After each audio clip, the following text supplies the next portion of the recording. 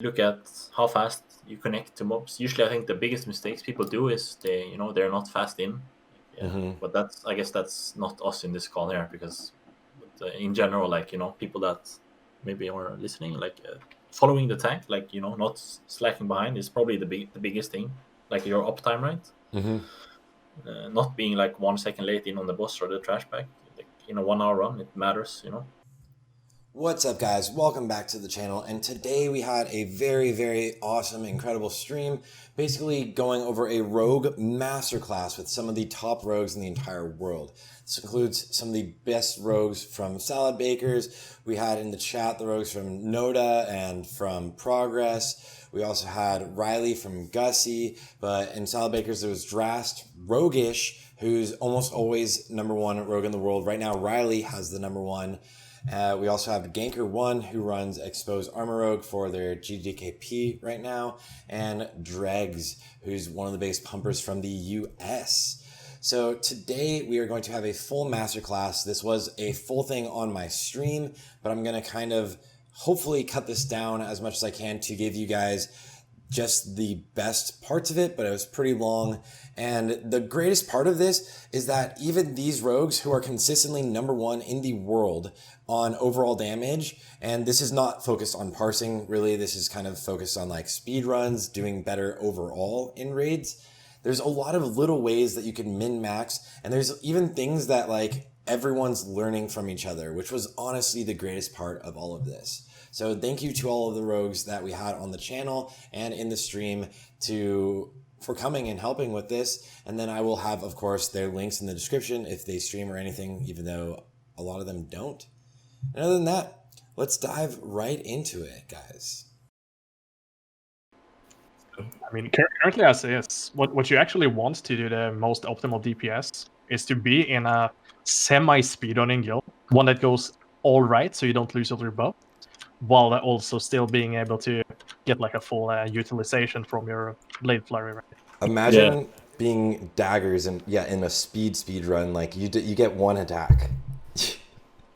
If even. You just want like more blade flurries and stuff, and then hopefully there's more time in between packs, Yeah. 'Cause it's only like in combat, right? Yeah.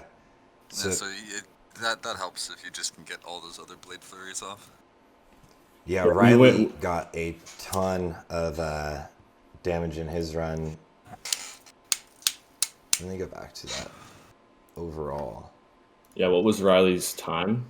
1 hour and 47. Let me confirm that real fast. But yeah, I think that's like hour 47. Sweet spot. 901 DPS.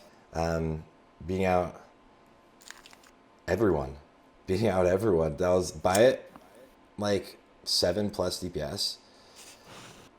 Yeah, that's like Drast was saying. I think that's a really good time. Like my guild did 1 hour 55, but we're not really speed clearing. That's just us, going at a prompt pace, but not super rushed. Yeah. But I definitely agree with Drast. Like being able to get more blade flurry utilization on packs. Like the packs last a little bit longer, so you get more utilization when you pop blade flurry, and then you get to pop it more often as well. Also, it's just like the best of both worlds. Then you get to actually use like the slice and dice also. Yeah. And the warriors aren't, globaling the mob that you're trying to get a combo point on. Every time. Yeah. What was it Roguishh said? Like some packs that these like semi-dead guilds, semi-speedrun guilds are doing, those packs last like 14-15 seconds. They're lasting us 4 seconds, those packs. Yeah, so you have no chance to output DPS. No uptime whatsoever. I mean, it's Deathwish too. It's like Deathwish and Blade Flurry. You just don't. You have to find every pack that goes for as long as it can. Like if you have John Gabar, like you need to be pre-popping that and like you pre-pop it. Yeah, you pre-pop like Blade Flurry as well. Like for sure. Because it's better to use it than leave it down for a minute and then get to that pack. I think you need to use Earthstrike even more so. Well, I guess if you can get Jom at the perfect time, it's insane. Like, there you go. He's in the other channel. Because it's just up for a little bit. Boom. Welcome, Roguishh. Thanks for making it, dog. Yo. Welcome back, and that almost rounds it out. We're just waiting on Riley, and then we'll be ready. Oh, Dreggz, I will add, I'm actually NA as well, but I live in Sweden, so I'm on okay. EU ping. I'm Vermonter right here. Oh yeah. Which NA cheating? server? Are you an EU? Are you an EU? You're on an EU server though. Yeah, I'm in Saltbakers. Yeah. Yeah. But I switched to Warrior for Naxx actually, but I was the one doing the Petri pulls for us during AQ40. And now we might see a Petri pull. 1 or 2. Maybe. 1 or 2. That was I was saying the other day that I think the fastest way to save time really is like speed items and just bigger pulls. But even at the beginning of AQ, like bigger pulls were scary, quote unquote. But like what we did was just kill them all so fast they couldn't kill you. So I'm very intrigued to see like, what you guys when it comes to like all mechanics, right? As long as you have enough DPS, none of the like NPCs do anything in this game. Yeah. You probably end up like pre-stacking packs with the Paladin. Something like the rest of the raid does the boss, while the Paladin gathers a pack, and then when you come out from the boss, the pack is stacked, 3-4 packs. Something like that. Yeah. And, okay, so real fast, Roguishh, I also want to introduce you really fast before we hop in, even though we are hopping in. But, Roguishh, feel free to introduce yourself. You're consistently one of the top rogues, if not the top rogue in overall, like all the time. Yeah, I mean, I play in Saltbakers. Been playing rogue for I don't know, forever pretty much. Played a bit of private servers, and playing in Saltbakers now. Smashing my buttons as a yellow, trying to fight against the Warriors. Against the Warriors, you're the last. You're the last stand in Saltbakers. Other than we keep giving up. Yes, but how does it feel trying to, like we were talking about right before you came in, trying to have uptime or utilize uptime when things die so quickly? Yeah, it's pretty tricky, especially in Naxx, because in AQ the packs lasted longer, like no matter what, so you could almost get full value from your Blade Flurry. But in Naxx it's tricky because you have to like pre-pop it, and pre-pop a lot of trinkets as well. But everything dies. It depends what speed you go in, but in our speedrun, everything was dying in 4 or 5 seconds. So when the pack died, I still had like 8 seconds left on my Blade Flurry. So it was pretty rough compared to playing in a bit of a slower run, I guess. Then you get more value and more uptime on cooldowns as well. I think the perfect run right now would be like a 1 hour 20 maybe. Like a 59-minute run is just almost 60-minute run. It's almost too fast if all the packs die way quick, like super quick. Even if you have Sunflower on VCB, like it's actually crazy to think that you would do more damage in a slow run. Riley, yeah. Really quick, I wanted to just have you introduce yourself really fast to everybody, and then we'll hop right back into that. Sure. I'm Riley. Been playing Classic since launch. Played in Return for Phase 1. Joined Goozy after that. After Return blew up, and didn't play on any private servers or anything like that. So I actually learned a lot from Drast in the early days. So thank you for that, Drast. Shame to see you move away from Rogue though, playing the Warrior now. But yeah, I guess that'll do. I think that's actually one of the most, like the biggest things that even for myself, like Phase 1, I didn't play private servers, and there was one rogue in my guild that did play private servers that like I learned so much from. Like, do you guys have that? Or like, well, Drast obviously, like even Ganker was telling me he's learned so much from you and Roguishh. Like, what is your guys' experience with private servers, and how did that help? Like, was it easier to translate? Like, so when I started off playing, right, I played on Nostalgiest back in 2014, 2015. And I got to learn from a few people who actually played back in Curse, like original Curse, some of the rogues. They had been playing for, I don't know, like 2 years prior to that. Yeah. So I quite a bit. But going into Lightbringer and so on, I learned to know Aguila, one of the rogues who used to be the top DPSer, consistently beating out Roguishh, will I say, as well. I don't know about that, dude. Who's that? Old pumper. Either way, he stopped playing early on in Classic, so I never got to talk with him truly. But he taught me how to play initially.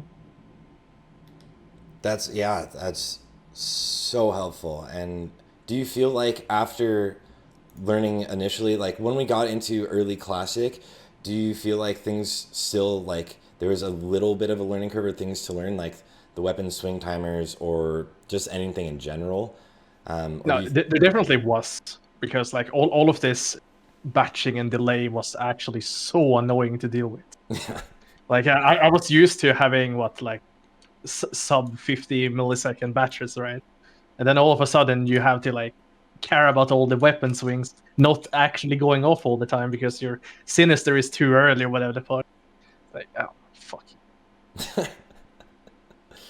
Did anyone else here play on private servers? Yeah, I played quite a bit on private servers. Yeah. I didn't at all, actually. So this was nice to come into this and only have one thing to deal with. Just a fresh learn, yeah. Just I wasn't super good in the beginning. I just played a lot, and then you learn. Yeah, I think that's like the best way to go about it is there's always someone, which is you two, Drast, Riley, even Drast even learned from someone. It's like Roguishh, like there's always someone that knows pretty much everything and can do a lot of the calculations. Like I know Rogue, like you in particular on that speed run, your usages of holy water and such, like usages of CDs is one of the most impressive things. And I'm curious a bit on how you map out your usage of CDs, because I know Naxx is one of the more linear raids. I know we've talked about this briefly, but Naxx is one of the more linear raids where like min-maxing bosses, like that's not really what we focus on so much. Like in BWL, I was looking at parses at first, and now like speed runs are where all the fun is. And so a lot of that is min-maxing CDs, maybe even trinkets on these longer raids. And so how do you guys all go about that, starting with Rogue? Well, I mean, I try and plan out my CDs, as in first from Blade Flurry and then from Adrenaline Rush, right? So whenever I pop them the first time, I map out like a 5-minute window when the next one is going to be up, and if it's going to be worth popping the next one straight away or delaying it, a few seconds, depending on if there's a boss or cleave pack. And I do that the whole run with Blade Flurry and Adrenaline Rush pretty much. And then, yeah, same with Holy Water, but it's a lot harder, right? Because it's Fast. 1 minute cooldown. Yeah. So that's pretty much how I start. And then after the first run, I try and review my VOD or other people's VODs to see if I could swap trinkets in the other way, if I could, cheese some damage left or right. But that's pretty much how I start out. When I map my cooldowns, I start with Blade Flurry and Adrenaline Rush, and then I try and pair them up as well, see where I can cleave. And if it's worth using, the hard part is actually mapping out if it's worth using on trash or on bosses. And it's also about if you use them on a boss, are you going to have them up for next boss, right? So you have to map them out sometimes. Like I have to pop it on this trash pack to have it up for this specific boss. And then it changes, right? Depending on how fast you go in the run. So you have to adapt as well quite a bit. Yeah, especially with like if a trash pack dies in 4 seconds, like is it worth it to use Blade Flurry here or save it for maximum uptime on a boss? Yeah, you usually want to use it on cooldown, but there is specific trash pack which dies in like 3 seconds, right? Then it's better off to delay it and use it on the next. But it was pretty rough, specifically in our 1 hour run, to use it anywhere and get full value. All packs almost died instantly, so I will have to look at my VOD again or other people's VODs to try and figure out how to use it. But yeah, generally you want to pre-pop it when the pack dies that fast. Riley, what do you think about that, and how do you go about mapping your CDs, especially because you have #1 overall damage, and you were able to have like a bit of a longer run, which we were talking about can be very useful for utilization of Blade Flurry in this raid. Yeah, I mean, that's one thing, is having longer runs. You can often use both Adrenaline Rush and Blade Flurry on trash, because it will be up for the boss upcoming. For example, in Military Quarter at the start, you can often use it if you have enough time before the boss. But yeah, there are a lot of issues with trying to get maximum uptime off of it, especially in that same quarter, because, you know, trash dies so fast. I found that the best places to use it is on like the Ghoul packs, or 2 Gargoyles can be pretty good. And then there's other things like Oil of Immolation. I try to use a little bit here and there. On like Spider packs, or on the Scientist packs in early Abomination Wing. But yeah, you do just have to, like, often I won't use Blade Flurry on single target, right? Because I want to get maximum value on 2 or more targets. So there's exceptions I make here and there for bosses where I won't use it, knowing I can get better value afterwards. But yeah, kind of similar to Roguishh. He's got the general gist of it in that sense, just trying to map him out. Sometimes I'll try and make sure I have Gabba up alongside Blade Flurry for a little bit extra min-maxing.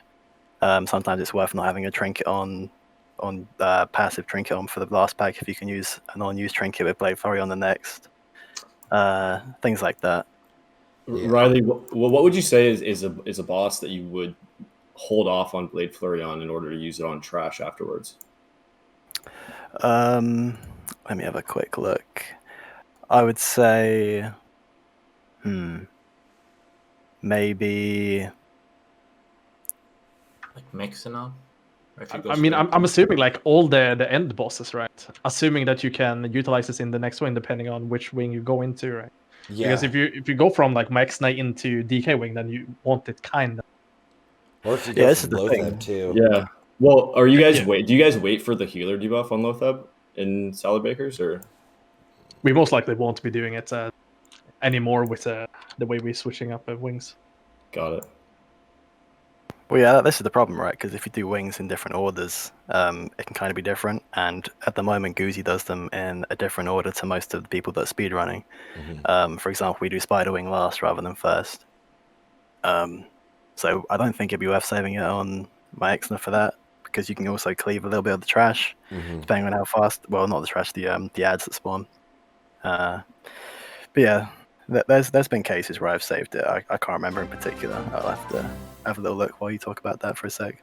Yeah, it depends a lot on how fast the boss dies, right? Like that's also something you have to map out before the run starts, because sometimes you want to use, like, example, Blade Flurry on pool, right? If you know the boss is gonna die in exactly like 2 minutes, for example, then you might want to pop it on pool so you have it for the next trash pack. Yeah, I guess actually that's like a perfect one for Loatheb. Your Loatheb's 2 minutes and 4 seconds, so yeah. So it really depends on your guild's kill times as well.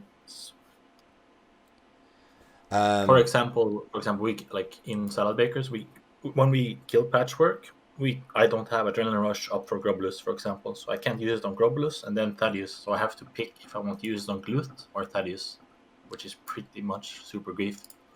And so, do you save it for Thaddeus? Last run, I used it on Gluth because I was thinking I want to have it up for the next wing again, right? Because for another trash pack. Then yeah, you don't get it up for super long. If you use it on Thaddeus, then you still have to get lucky and be plus at the end. Yeah, but I'm kind of curious to ask what Riley thinks about that. If you can only use it on 2 bosses in Patchwork Wing, which ones would you use it on? If you use it on Patchwork, and then would you use it on Gluth or Thaddeus? In a speedrun scenario, or just in general? No, in a speedrun scenario, I would probably use it on Patchwork, and then I think Gluth would make the most sense, because Thaddeus is a fairly long fight, and then you'll, like, over the run, you might get another usage out of it, for example. Yeah. So yeah, that'd be my play. It is super nice to have it on Thaddeus though, because of the buff, right? But not if you have to delay it like 4 minutes. Yeah. It's a tricky one. Yeah, it's pretty rough. Yeah, that is a tough one. I'm curious to see what you're gonna end up doing in the next run, or if you're gonna keep it the same. Do you have Adrenaline Rush up for more than 2 bosses, right, Riley? And in your run, you do, right? Or Yeah, I would tend to. I mean, our runs are pretty slow, right? So yeah, at the you have moment, it at on least. Grobulus as well, I guess. Then and Thaddeus, so use it on. Yeah, I get to use it on 3 bosses in that wing actually. In my run yesterday, I used it on Patchwork, Grobulus, and Thaddeus. Yeah, that's pretty poke. Yeah. What about you, Dreggz? Do you guys get to use it on 3 bosses? Yeah, exactly the same. I don't use it. I've never used it on Gluth, but yeah, Patchwork, Grobulus, Thaddeus. Yeah, that's like my run, and I think it's really nice. Again, like we were talking about, like for these slower runs where you get to use some CDs more often, and even like just that is on bosses. But yeah, the Blade Flurry damage on overall can just be huge. I'm curious in your speed runs, guys, how often you are dealing with like trinket swaps, or if you are focused more on some static trinkets if you guys are chain pulling so much. I don't know. As long as we're chain pulling, I feel like the overall using static trinkets might have a higher uptime on your damage output. I don't know though. Like I haven't done the actual calculation over the course of the run. I've been leaning in that direction even as in a slower guild, but we'll pull trash packs really quickly. Like we speed cleared in like AQ and had like a pretty fast run and so forth. So like we just start choosing not to speed clear Naxx. So like, but we'll still go really quickly. And on those packs, especially in like the military wing, like we're going really quickly, and I'll just throw on my 2 statics, like DFT and my Undead, my Mark of the Dawn or whatever it is. Mm-hmm. It just feels really bad to lose that 30 seconds of the equip CD when you're pulling so many packs in those 30 seconds. Yeah. It just feels bad when you're going into a fight with unused trinket that has like 5 seconds left on it when the pack dies. You just feel like you wasted all of it. If you have the undead trinkets, those are comparable to DFT. Like the one off KT is better, and the one from the quest is almost as good. Yeah, I'm currently using both of them since the stack. Both of them are amazing. Roguishh, have you been swapping? And I guess that also, after you mentioned, goes into like people using the battle chickens now, which is really nice. Yeah, I usually play 2 passives as well, like the other guy said, but I map them out when I can swap. Like, for example, Anub is a good place, right? Because you have to run back into a trash pack. So I usually try and queue Jom Gabar. Like, I start with 2 AoE trinkets in Spiderwing, and then I queue Jom Gabar. We do Anub with Jom Gabar, and then as soon as Anub dies, I queue Earthstrike, right? Because it takes around 25 to 28 seconds to run back to the next trash pack, and then I will have Earthstrike for the next. And after that, I swap to 2 passives, pretty much. I guess a good place also would be Faralina. I mean, it's rough, I think, because I try to swap sometimes, like, before the last trash pack dies. I swap to John, right? So I can have John while cleaving on Faralina. But other than that, I usually play with 2 passives, and I try to swap Trinkets 1 trash pack before a boss. So it's queued up for the boss. And then I try and swap...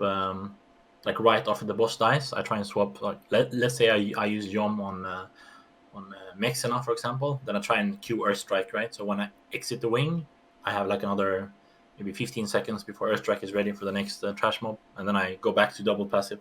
It's usually how I try to map it out. But sometimes you fuck up, and then you use double passive because it's almost as good, right? Yeah. I think it's kind of risky. Staple.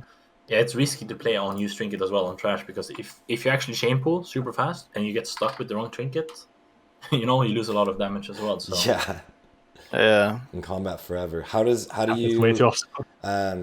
it feel for you, Riley, in your runs? Are you able to do that in your runs, swap often, or do you still have to use double passive? Because we go slower, I can tend to swap quite often. But again, it's about finding those points of downtime. Like usually, because we're not speed running yet, I'll have time to swap to a non-use trinket after a wing ends, or maybe they want to do a mana break or something because it's quite slow at the moment. So I will get to use those unused trinkets quite often, swapping between the Gabra and the Earthstrike. Another thing is you're mentioning in the Spider Wing after Anub, you can actually pop lightning bolts at some point in here, maybe even twice on the big spider packs. So there's like 8 of them or whatever, and it could be a really good way to min-max with those. How much damage pretty... does one lightning bolt do on one of those spider packs? So it's 200 damage per target, right? So if there's 8 of them, you're doing what, 1,600? Yeah. What was pretty that, Roguishh, you were saying? I say I have a pretty good cheese for that first. If you start Spiderwing, you can start with Ramstein Goblin Bomb Dispenser as well, because they're on the same. They're not on the same cooldown, right? And the Sapper. You use 3 big AoEs, and you can pop off and do like twice the damage as everyone in the raid. First pull. Do you just macro all of them together and probably Firewater as well? I don't have a macro. I just manually pop them, but yeah, usually try and pop Ramstein a bit earlier because it's slight delay. So I pop Ramstein, and then Bomb Dispenser and Sapper, all 3 together. So speaking of those things specifically, Roguishh, have you tried any of the spell power stuff? Like on entering like the Mad Scientist packs, doing spell power weapons and then switching for holy water damage? I haven't tried it right now. I do think it's worth if you if you can actually do it super efficient with a macro as you run in your holy water and swap back, but it's tight if you fuck it up. So right now I'm not really doing it, and that would also require you to go spell power consumes right with Dragon Breath Chili, and then macro the Dragon Breath Chili away from 4 bosses, right? I kind of try to do it sometimes.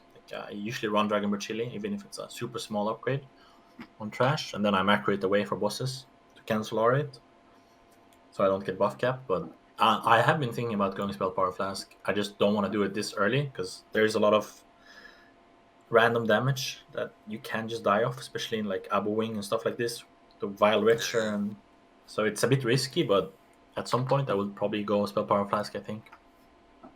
Yes, it kind of... Are you gonna swap like on pulls, like on those Mad Scientist packs, basically, and maybe I don't think the golems though. I mean, the most ideal thing would be to Flask Titans and Flask Supreme Power in different packs, but that probably is like a 5,000 gold in one raid, right? So it's not really worth it. Yeah, I was just about to say, like, if you have the gold. But mainly if you have the weapons, because you can switch them in combat. You know, like how often do you think that's worth?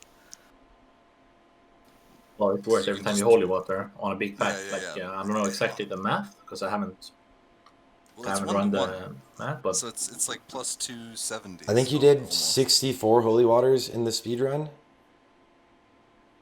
Yeah, you will lose a global every time though you swap back to your original weapons. But I think if you hit like 10 holy waters with the spell power weapons and flask and even spell power consumables, if you either macro them away or you pop them before you get buffs, right? So you don't get buff capped, then it's probably worth, even if you lose one global. I don't know if everyone agrees, but if you do it perfect, right? That's the thing. It's hard to execute. It's super hard to 24. execute. Yeah, that was my like first question when you entered the guild, since like I had thought about these things, but I hadn't tried it out yet. So cool. I'm gonna try it on the GTKP, see how much damage I lose per pack. You know, if I do. But Roguishh, do you remember to bring a rank 14 spell power weapons? Or 1 or 2 maybe. I don't have those. I didn't buy them. Whoops. I'm curious to what do you think, Riley, about swapping? What we're talking about. Yeah. I mean, I don't see how it couldn't be worth if it's doing that much extra damage like per target. Then I think it's definitely worth losing like a global one for sure on the scientist packs at least. I don't know about anywhere else, but the scientist packs are so dense with mobs. I could see it being worth.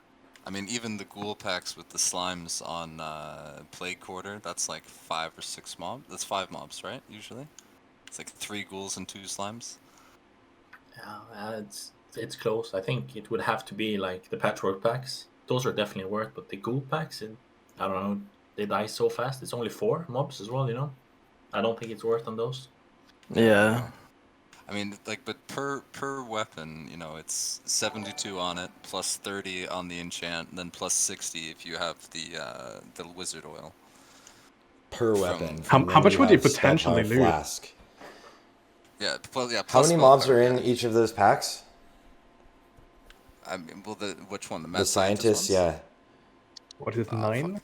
Yeah, 9. It's got to be like 8 to 10. It'd be like almost 3,000 damage added to your holy water. Which spell power consumes would you be using, Roguishh? Like, You use- and would it replace anything? You would use firepower, right? You would use Arcane Elixir. And Spell that power just stacks flask? with that just stacks with everything, right? Like you don't have to. It doesn't overwrite Mongoose, right? No, it doesn't overwrite anything. So, Arcane Elixir, firepower, flask, and then double spell power weapons with the Scorch Stones, right? Yeah, it's 60 per Scourge Stone plus. 60 Scorch Stones, yeah. So I don't know how much that adds up to it, and then a Dragon Bird Chili on top of that. But you have to like be super careful for buff cap if you do that. Yeah, Yeah. that's But definitely I scary. mean, I even if you're not gonna buff, you know, if you want to be careful on some of the other ones, at least switch into the weapons. If you went rank 14, it's kind of like super easy. If you were weird enough to buy them, you know. I actually have them sitting in the bank, but I'm still yet to try it. Maybe it's Yeah, time, to do Riley. it. Yeah, maybe it is. You could keep Maybe the it is. offhand on too for like a second. Like, if you're popping it right before the pack, like that global, it's not like too full, like a full global, you'll miss. It kind of is, but if like the holy water goes off at a really good time, you have to get close to the packs, obviously, because holy water has a tiny range.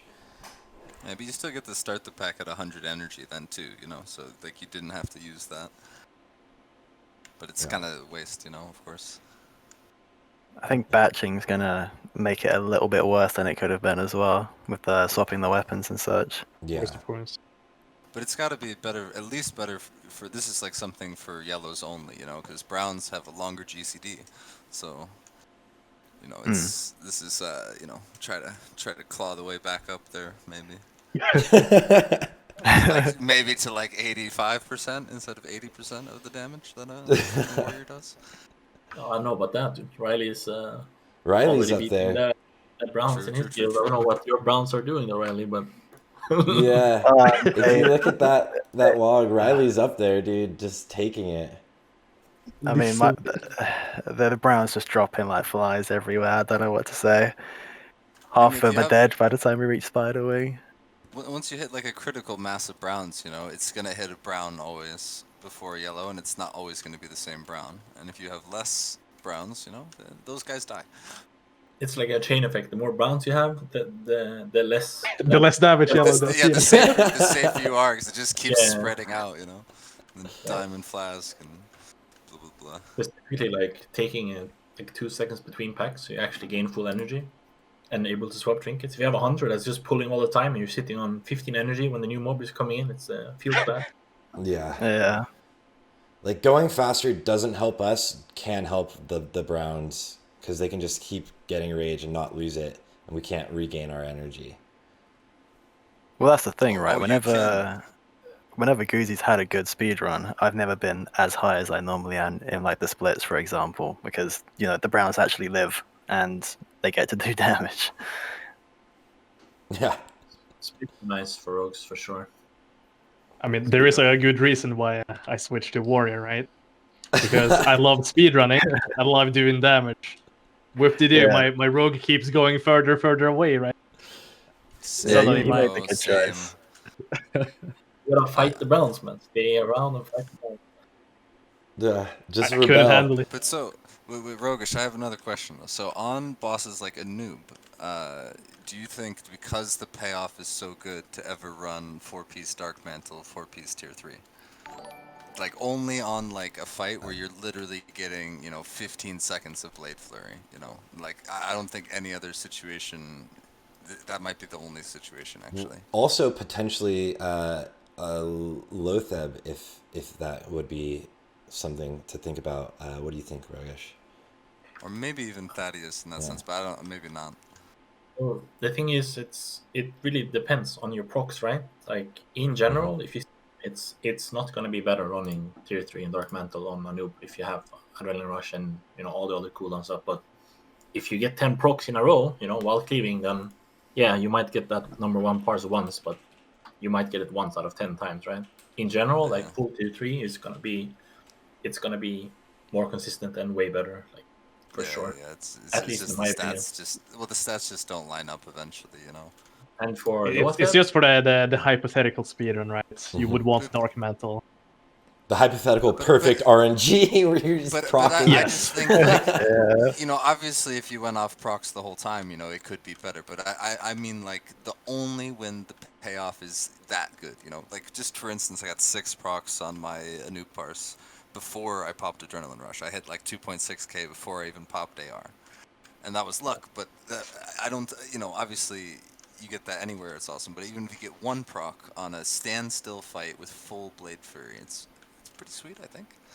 It really, it depends if you have Adrenaline Rush up, because if you have Adrenaline Rush up and you also have a Druid with you and 4 pieces tier 3, right, and you get Darkmantle procs, you're not gonna utilize all the energy, right? Yeah. You will overcap at some point if you get especially as swords. And so the energy really won't be used that well. Then stats are actually better, while you're cleaving. So it is a bit tricky.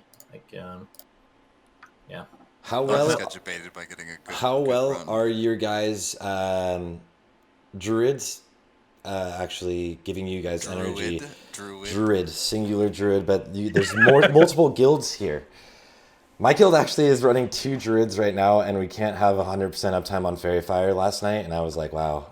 But yeah, how much energy are you guys seeing again, and when are they keeping the rejuve up on you, and what is like the...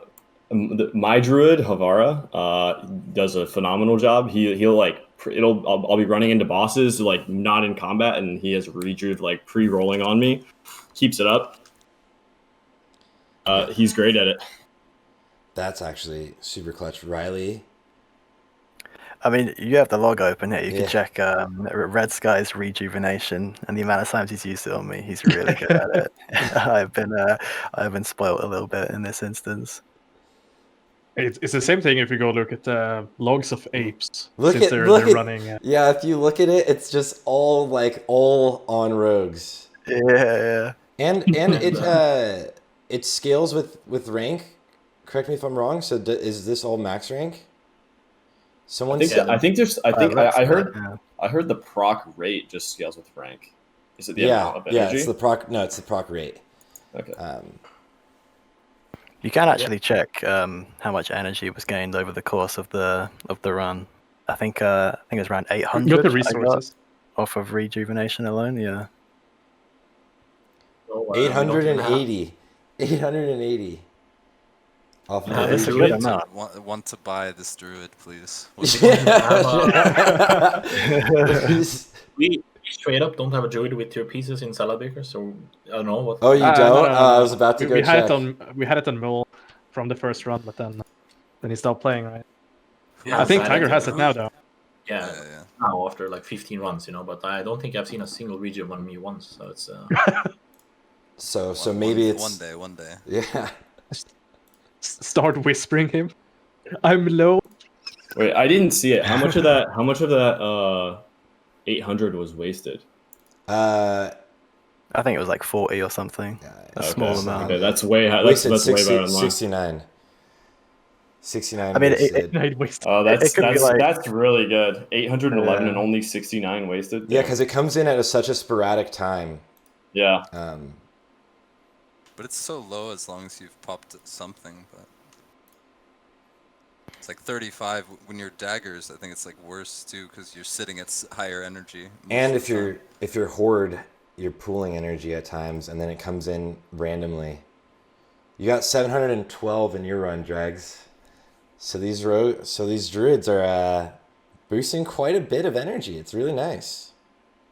Go look at Roguishh. Go look at Roguishh. This is gonna be sad. It's gonna be sad.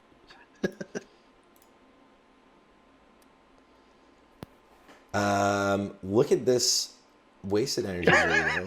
0. Literally a 0. Legitimately a 0. Telling you, dude, Lati is griefing the rogues in salad beggars. Yeah, for sure, bro. For a while. Fucking hate them, dude. Just talk with Tiger, dude. You gotta do it individually. Did you guys get does the guy have it for the next run?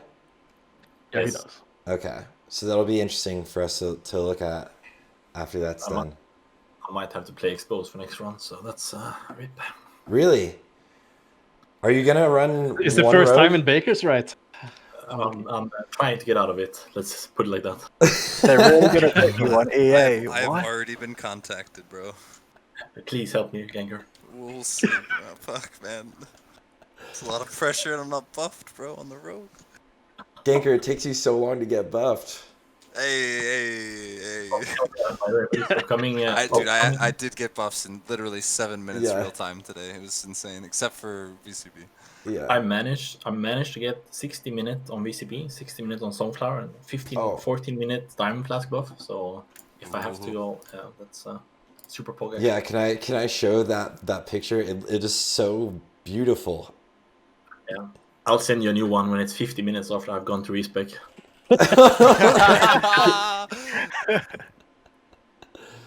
Oh my god. Just rebuff forehead. Yeah. Here we go. 60 minutes. Just pre-summon yourself everywhere and just get it all. Oh. Just look at that battle shout. Yeah. So got Battle Shout first and then 60-60. Ready to run. I've got one of those. I don't know if I can get the VCB at the same time, but I'm gonna try. Yeah. I don't have that good life, you know. I can't. I actually have a question about the 6 set. Someone mentioned to me. I don't know if you guys know, Riley or the other guys, but they were saying the 6 set takes a buff slot. I'm not sure how why he would say it. Someone, I don't know if you guys know or if that's true. Does it actually I have take no a buff idea. slot? I hope not. Doesn't make any sense. What's the 6 set? Reduces the threat from your backstab, sinister strike, chemo, and eviscerate abilities. Yeah, I know the it's- 8 set is a buff, but the 6 set. 8 set is officially a buff slot. Yeah, well, of course. I think I've Yeah. seen the animation. Yeah. Yeah, it shows the up icon. above. And then you still get the buff. Was it confirmed that you still get the buff from the Dark Argent Dawn trinkets? Even when clicked off? Yes. Buff still a buff. slots. What are the consumables you choose to... Because then is it... I see in all of the runs, right, everyone's still using like an Elixir of Fortitude. Do you think smaller consumables are still worth it, every bit of health? You just don't refresh them. They are buff Yeah. protection. Yeah, If you you see just them get 'em disappearing, early. then you need to start worrying. Yeah. You pop that first. That's why you see bad timers on those usually. Mhm. Or if you're roguish and you know it way too well. I actually didn't pop it this time. It's slightly mistake, but yeah, you should pop the Argent thing if you don't save it. I guess maybe it's better to save it. The 3 tokens, but you can get new ones anyways, right? At the moment, so Nope. I usually pop. It's gone, dude. It's gone, yeah. Oh, really? Yeah, it's gone now. Well, I still have 2 left, but yeah, I usually use that superior defense and elixir of fortitude, right? And then I guess if we go into the spell power route, you will have to pre-pop arcane elixir and firepower as well. Yeah, so those How- get pushed how off do you- first. How do you have room for all that? Or you just pop them first? Is that what you're saying? Yeah, you pop them first. Yeah, Or okay, you- that's what I do. Yeah, got you. You can also use cancel aura macro. I guess like I use one for Dragon Breath Chili. I pop Dragon Breath Chili on sometimes Boggling Root on trash, and then I cancel aura them for bosses, like when I pop Blade Flare and Adrenaline Rush. But yeah, it's. I guess you would have to do something like that, right? If you can't fit the buffs, you would have to pop Spell Power Consumes in between your Blade Flare and Adrenaline Rush. I mean, there's only like 3 sections that you even care about that, so you know, just you can probably just pop and not during that time if you wanted to. Yeah. But the gain is so small though, so I'm not sure if it's worth risking the buff slots, you know. But if you How close do you play towards buff cap? 31. 31? Do you play That is with 31? everything popped. You play I with lose everything my popped. With spell crit, yes. Yeah. I lose my spell crit all the time. Mhm. That is what I start with anyway. Yeah. Roguishh, Ganker, Riley, Dreggz. I'm pulling up my sheet, but I think I'm at 32. But hold on. I mean, I run as close as I can. I think I usually run at 30. I don't have any more of the stam pop thing, so I have like a few things, but I've pushed off Fortitude multiple times. That's the one I always pop first. Yeah, I mean, if everything except for Vanish is up, then I'm at 32. Okay. That's including if I have a tier 3 8 piece up, so like 31 if you don't count that. Do you guys use Crucible in your main hand? I mean, Yeah. I used it on both on my rogue, but my rogue is not as geared right now. I tend to play it pretty safe on the buff cap. I've pushed off my my buffers a couple of times, the spell crit and the fortitude. Despite that, Yeah, I had last DMF. I had DMF pushed off by a renew on the second trash pack. yikes. Yeah. I think I play 31 or 31 right now without. Well, I think I have to redo my buffs because I don't have redo at the moment. So I think I play 30. Yeah. I will have to get space for redo, and then I will have to make space for 8-piece tier 3 when I get that. Do you guys still have Dark Desire? Oh, of course. Yeah. Repop. I don't pre-pop it at least, but I usually never push off anything else than spell crit. It happened like once. Yeah, like my save buffs is taking off like Blessing of Light and Shadow Protection and stuff like that. I cancel aura pretty much everything except Rejuve at the moment, and Inspiration. I might have to cancel Inspiration, I guess. Actually, now I don't know. I will have to look at it, but you pretty much only keep Rejuve. At least that's for me. I don't know about the others. But if you guys play with open slots for Renew and Inspiration, all this. Yeah. I think I cancel Aura Inspiration at the moment. Yeah, I cancel Aura Inspiration. But I keep Renew. I cancel Aura Renew. I'm currently not canceling Aura any of the heals, but I'm any playing of them on the though. warrior. Yeah. But how often do you get? I'm just relying on my healers, dude. Yeah. do any of your paladins wear 6-piece? Yes. No. Oh wait, yeah. We had one last day, but it's a new guy, right? One of our new. I don't think they want him to wear it, but I want him to wear it. Right? Yeah. I mean, obviously, right? For same. I would love that. Because it's trash for warriors. That's the thing. And like when is a paladin it's not too bad on a tank though. Well, okay, on the tank, like having the extra armor is a damage killer. But is it worth a buff slot with like a low proc rate? For tanking? Probably. What is the For anyone else? No. It's 700 armor, right? The tanks get, and for rogues, I think it's is it 500 or 700? 700. Okay. And for rogues, it's 140 attack power, right? Which is pretty fucking big. Yeah, massive. Yeah. How do you feel about like then? One other thing, I mean, this is not really very specific, but like now that we're moving towards big pulls, are we going to see more rogues being utilized for big pulls? Do you think, or more paladins like we've seen so far? With things probably going to be paladins doing the pulls. Yeah, just being able to gather everything while you're invulnerable for what 10 seconds. It's OP. Like at most you can use 6 seconds of lip on a rogue, while you can just take no damage at all as a paladin. Yeah. Just pure safety and grab everything. Are you guys employing more speed run or speed items more often? Even like, so Riley, you said, or Roguishh, you said there's 25 seconds after a noob almost to get trinket swaps.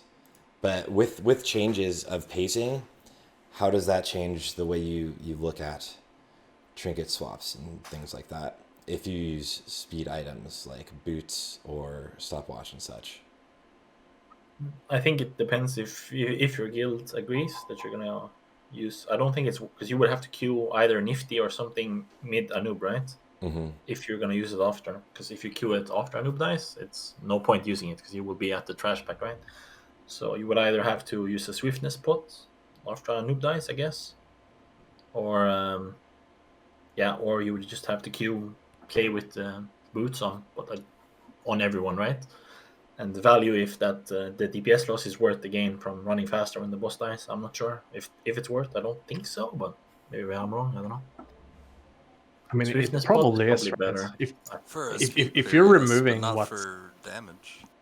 Yeah. like if you're removing what, like 5% damage from the entire raid, and you're appearing to the next pack by like, I don't know, like 15% faster, it probably is, yeah.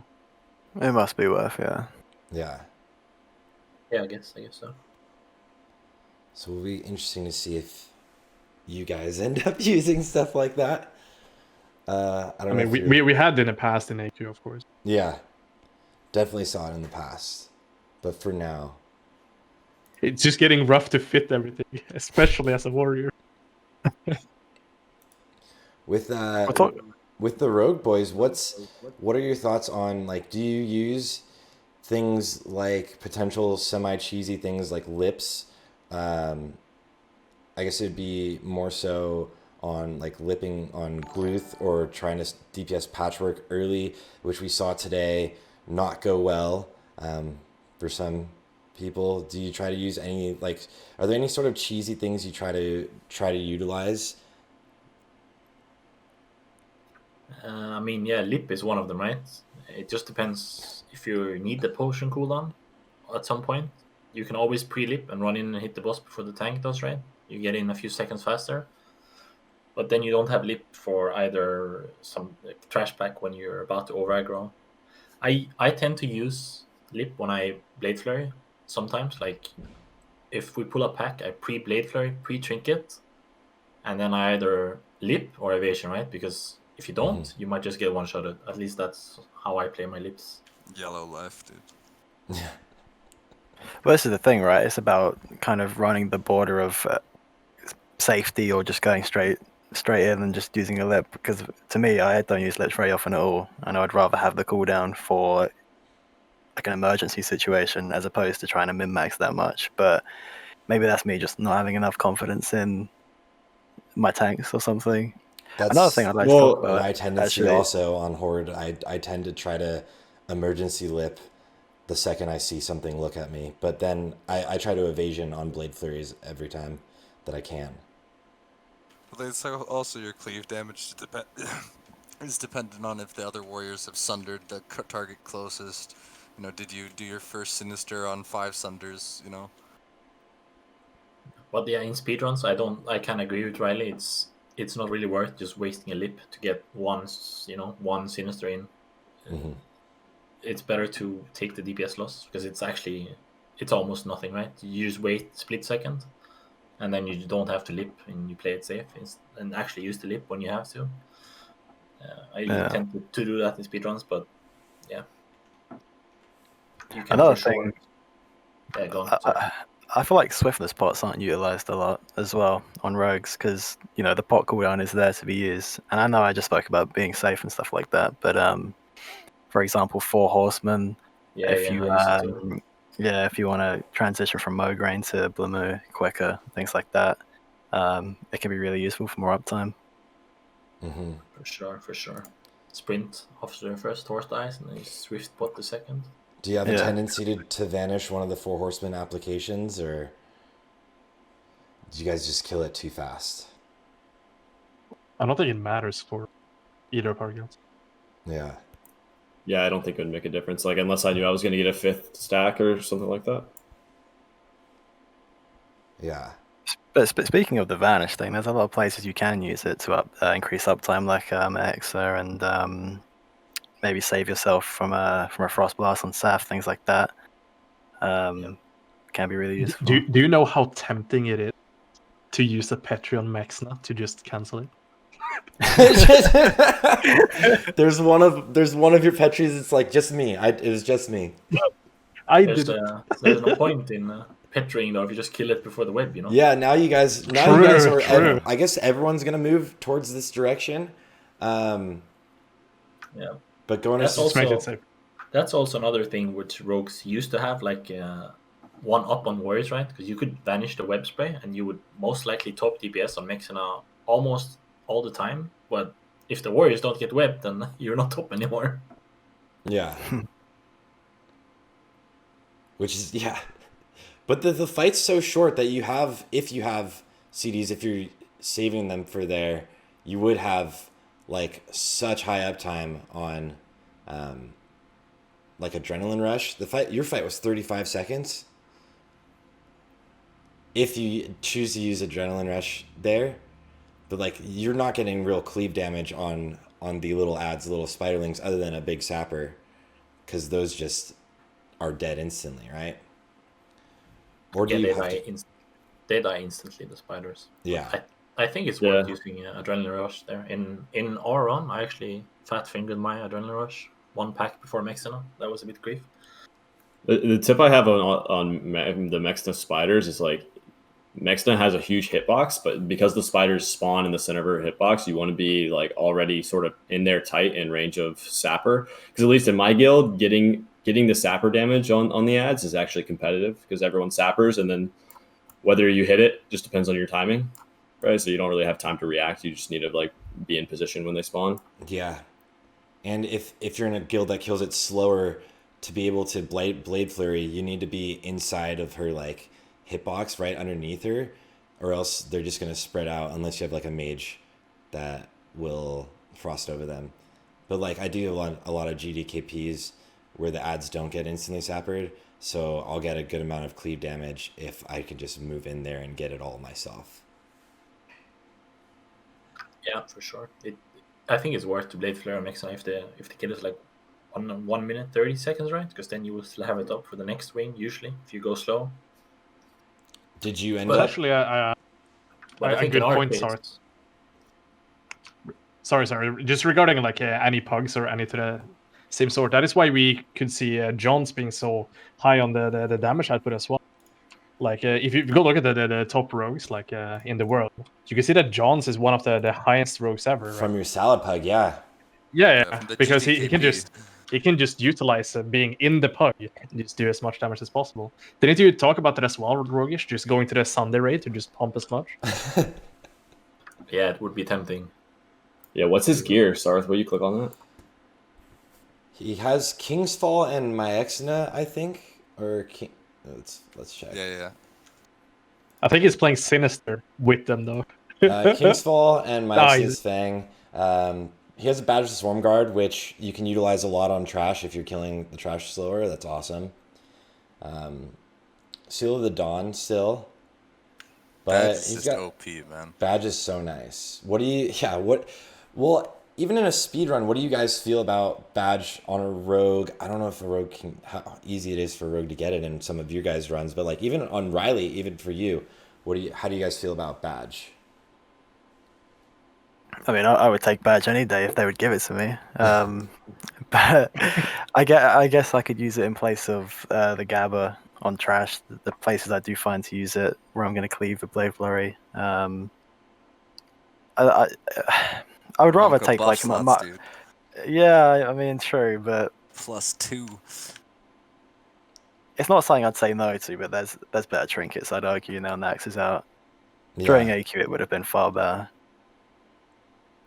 How are you guys in the speedruns dealing with trinkets, or even in the other guilds dealing with the trinkets and the difference for things like Kiss or Slayers, even Phylactery with rogues and warriors?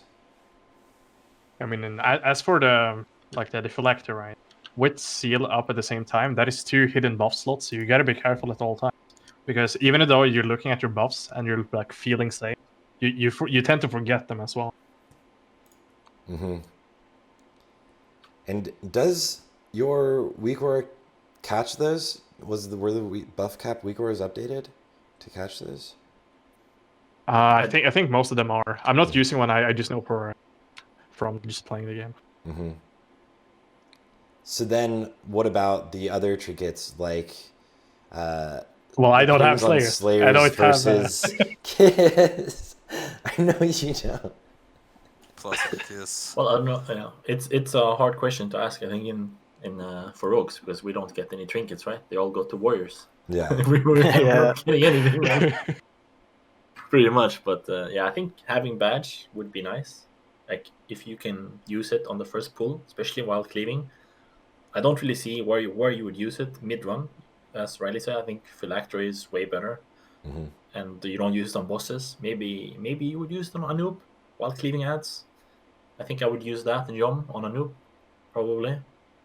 But it also takes 2 buff slots, right? So it's a bit scary when you have all cooldowns up. And you're popping another trinket and all cooldowns, yeah. Yeah, so you true. have 3 buff slots there from just trinkets, right? 2 from badge and 1 from John. I noticed that a lot of the guilds are tending not to use FAPs on Anub. Is that more so to just not waste potion CD or get web wrapped and not be knocked up? But you can dodge the knock up. It's just it's kind of like a cast. You can just move. Yeah, the impale. So yeah, I think it's so you don't get knocked, right? Like at least for warriors.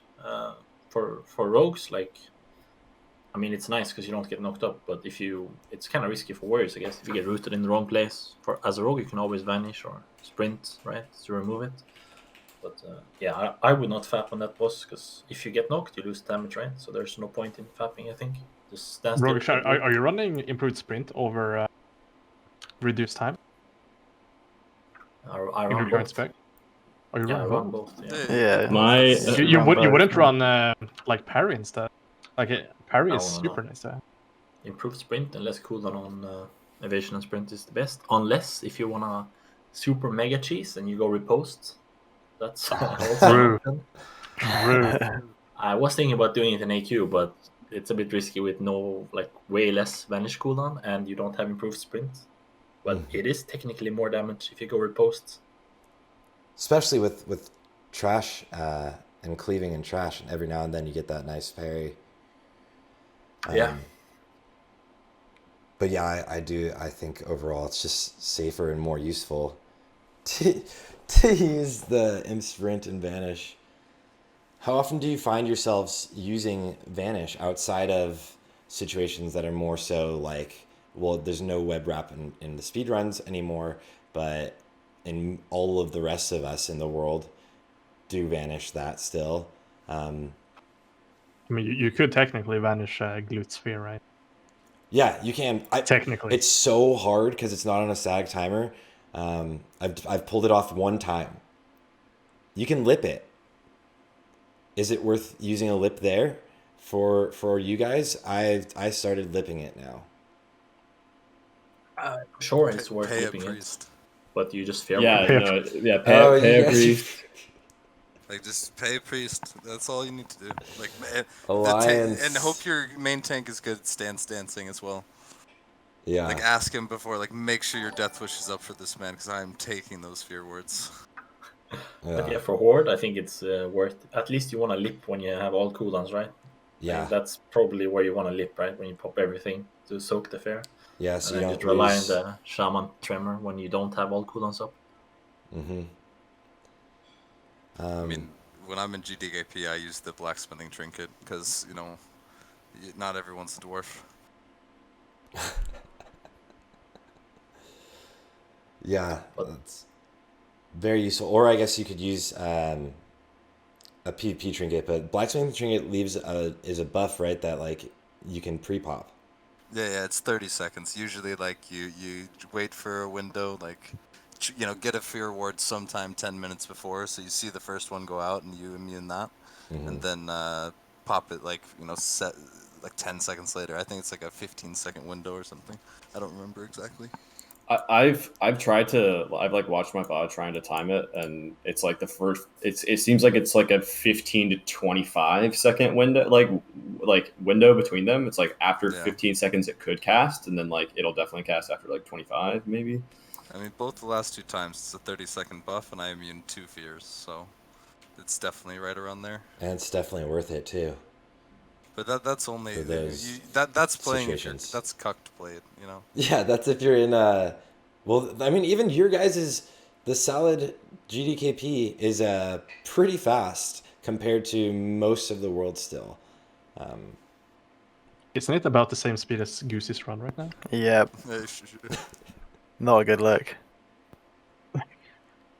I mean, we do have a lot of our like There's a lot good of players in there though, so yeah. And it's not like the pug people are bad either. They are pumping serious amounts of the damage as well. So it's not like technically a bad comp per se. Mm-hmm. Yeah, I think your guys' GDKP is actually extremely impressive.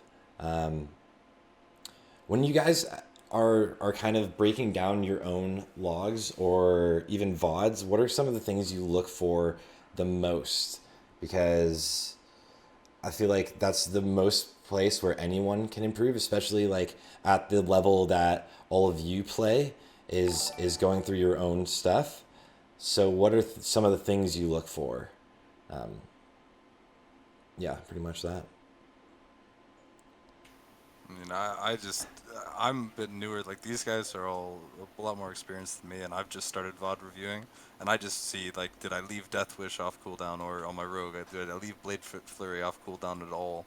And, you know, the nice thing is you have timestamps, so you can just see, like, okay, you know, 2 minutes here. I should have just popped it on that pack, and I mean, you could even write a list on kind of which packs you want to use it on, like some way to reference them. I don't know what Roguishh does exactly, but I think he's just, you know, he can just look at it and see what he's going to do, but I need to write it down a bit. I usually write it down, but it depends. I mean, there's a lot of things, right? You look at how fast you connect to mobs. Usually, I think the biggest mistakes people do is they're not fast in. Yeah, but I guess that's not us in this call here, because in general, like, you know, people that maybe are listening, like following the tank, like, you know, not slacking behind is probably the biggest thing. Like your uptime, right? Not being like 1 second late in on the boss or the trash bag. Like, you know, 1 hour run, it matters, you know. But overall, I think for me, what I look at for my own is just the timings of cooldowns, really. Just sitting with it for hours, pretty much trying to figure out where the best time is to pop Blade Flurry and Adrenaline Rush and Holy Water and Trinket usage. You know, like that's what I look at the most, and just write down the time. Like if I pop Blade Flurry at 3 minutes into the VOD, I look where I have it up at 5 minutes and what we're pulling at that time, you know. If I should delay it, or if I should pop it right away, or pre-pop it sometimes to have it up for the next boss or the next wing. So I try to just map out the whole run. Yeah. And one thing yeah, perfect. That's what I was going to ask. Yeah, I was just going to say, I think one thing people don't focus on enough is slice and dice uptime. This is something I review quite a bit on my own VODs, because I do think it's a lot more important than, for example, there'll be times where I know I'll be pulling another pack very soon, and I can get one more Sinister Strike, or I can repop Slice and Dice and get like an extra 10 seconds on it, and I'll always choose Slice and Dice, because I think there's too much emphasis on abilities on a rogue. I feel like it's mostly auto attacks, right? There needs to be more. Totally agree. Yeah, auto attacks are more about emphasis 60% on that. unusual. Exactly. So I've noticed it with quite a few rogues that they seem to prioritize taking the Sinister Strike over the Slice and Dice in those sorts of situations. Totally. I know for sure that in Classic personally, right, I kept using too many Slice and Dices myself. So, like, the importance on auto attacks is so high on rogues for sure. So, like, dropping it is so bad. Yeah, do you when you guys are on trash packs as sword rogues, do you guys well, okay, this is probably a dumb question because you guys don't get slice and dice off, but you would go for a 1 point slice and dice, right? Like on bosses you do like a 2 to start at the beginning of combat. But like on trash, I always do 1. Yeah, I always do 1. My sim actually, now that I have the 4-piece bonus, it actually is recommending that I do my first slice and dice is a 3-point. I haven't tried it because I just got 4-piece this past week. But that's an interesting thing. But on trash, I always do Sinister Strike, slice and dice. 4-piece is so fun. It's amazing. It's so sweet. It is a really nice boost. Yeah, yesterday was the first time I was able to use it, and it's really nice. Riley, you just got it? Yeah, I just got it yesterday. I'm looking forward to using it as well. So we can expect a fun one next one. Or are you daggers? Yeah, I'm swords. I feel like I'm carried a bit by not only the druid, but I do have Grazzle as well. So yeah, that's kind of kitted. Do they give you? How did you beat the others? Oh, Grazzle. I mean, kind of is, but yeah. Do you have True Shot R as well, Riley? You do, I guess, right? Or I do, yeah. My God. Of course. Yeah, imagine a world. I haven't even seen True Shot R in a long time. How much is it actually now? I haven't seen that. Is it like 20, 30? Or 120. No, I mean the DPS increase you get from it. Oh. It's like it's pretty big, I think. Like yeah, 30. probably like around that 30, 20. Yeah. True Shot Aura is in my tank group, so that's pretty cool. My hunter fell off the pipe this past week, so. So now you have no hunter, or? Literally fell off the pipe. That salad bakers, huh? How about losing our exposed rogue? Yeah, we had an exposed rogue fall. That was nice. Maybe you won't fall. I got big shoes to fill potentially if I do. Maybe I will fall if I'm exposed. Who knows? Huh? Yeah. Oh, I was focusing too hard on my exposed armor. I actually didn't notice where I was standing. It's pretty crazy he didn't die actually, because there was packs right. Yeah, the mobs were right there. Yeah, he lagged, but he managed to stealth. Like what? Yeah, he vanished and didn't take any fall damage and landed right next to the abos.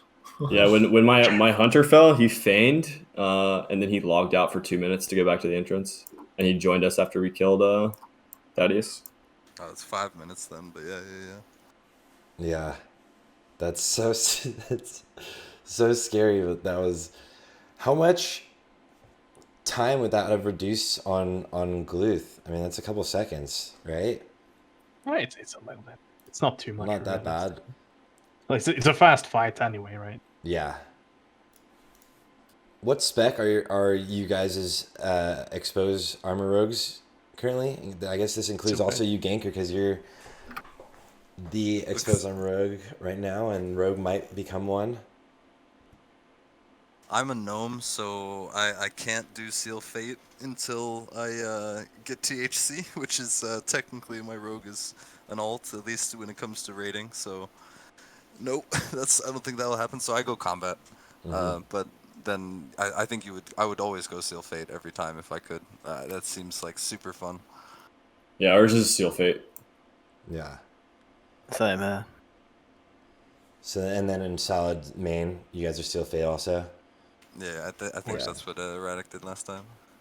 Yeah. But the other rogue besides Roguishh and Erratic is also a gnome, and that's John's. So I think he went Claw with it, with Claw of Cro-Magnus. Or, no, sorry, the Claw of the Black Drake. Yeah. I'm not sure. Claw of the Black Drake's actually great. Don't shit on them. Yeah, Claw of the Black Drake's actually a great item. Well, it was a great item. It was so slept on. It's okay. It was so slept on back in BWL. And it was so free to get. Well, of course. or just go rank 14. Yeah. Just have the time. Just do it. Go rank 14. Ganker did it on both. Corona came. Oh, lucky. I could have ranked 14 by now, yeah. Drast, we can go at night, dude. Don't worry. Drast is still ranking, dude. He's rank 7 or something. He's going slowly to 10. I mean, I'm ranked 9 on my warrior now, technically. Dude, we can do it this week, I bet. It would only be for my offhand weapon as well. Rank 9 in 2021, dude. That's a feels bad. I'm almost back at private these days. Haven't touched anyone in PvP for a while. Dude, I had to go 4-piece Darkmantle, 4-piece tier 3 into PvP. It's just In PvP. Yeah, that plus Fell Striker, you're just playing a slot machine, and it's super fun. You're just playing a slot machine. Just 100% crit, 100% energy. And it's dead. Dude, it's you know, you play Warsun Gulch defense. It works out sometimes. Oh no, none of these rogues raid horde. There's Alliance is absolutely destroying this phase, which is pretty consistent in most phases for overall. But so far, Alliance is absolutely destroying. It's gonna keep being that way. Like the people who like actively pushed for horde speedrunning as well have mostly quit or are super struggling now. Yeah. Like if we go like no trash talk, but if you go look at Onslaught's time, it's like a 4-hour tower time or something like that. Like I want them to do better, of course. Like it's just in me as a speedrunner. Mm-hmm. But like it sucks, dude. So many people are quitting. I got a friend that he's like, oh, like I need to get gold, and I think I won't. GDKP life. I'm just hopping on it now, but that's the only way I can afford consumes because farming normally just takes too much time, right? Like you just need a weird setup or something to farm that you like. Yeah. I mean the entire AQ like a speedrunning phase cost me like 12,000 gold, I think. So yeah, it's expensive to speedrun. Rogues weren't getting much 2.5 chest or legs, so I went and bought mine for like 8k or something stupid like that. Jeez. It's not the best choice. That's rip. But yeah, at least we don't have to. We don't have to Petri anymore on cooldown, so it's. Oh yeah, no Petri on cooldown. Yes. That is the grace. Yeah. What do you guys think about all of the? That's actually such a great question. Like all of the restrictions, the Petri one's got to be the nicest. Oh, you mean the 85% for banning it? Yes. Thank you. I wasn't enjoying that at all. That made a lot more hours per week playing this game. And not doing what you want to do, you know? Yeah. I have mixed feelings about it though, because in some way it adds, you know, like you can do some sketchy things with the Petri, like you can do it out of combat on the gargoyles. You can still do it. You have 5 of them. Yeah, you can like increase your own DPS with Petri, right? Like that's kind of what I like, but at the end of the day, I don't want to bring 20 Petris to do that, so I kind of. Oh yeah, true. Petri trinket swapping, Sarthe. Do you know about that? Does that drop combat instantly and your trinket swap happens instantly? Yes, it drops instantly. You can queue it up and insta do it. I'll say, like, the one thing you should get is a Petri logout macro. Say your guild wipes and you want to keep buffs, just Petri logout, wait 5 minutes, you go back to the entrance. During the first batch of you Petring, you are out of combat. Literally instantly.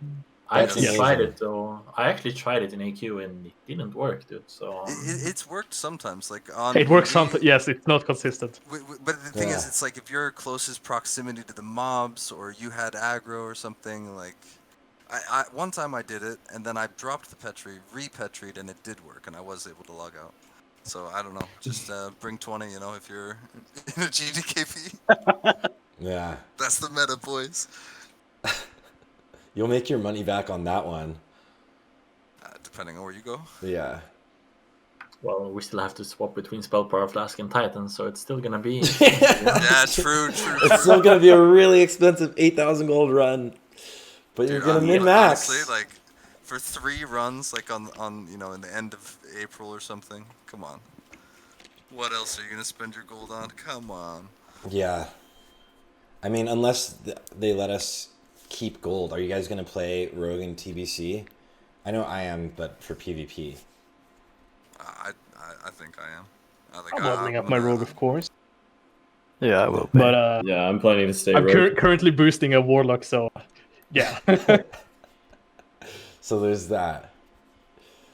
With but with that also, what I was mentioning, but like, how do you guys feel about the restrictions, or I guess it would more be like trash count? That's like the one that I think is the most. They just want more controversial MSAs to be in the game. That's all. MSA horde only, by the way. Hey, come on. Give it to me.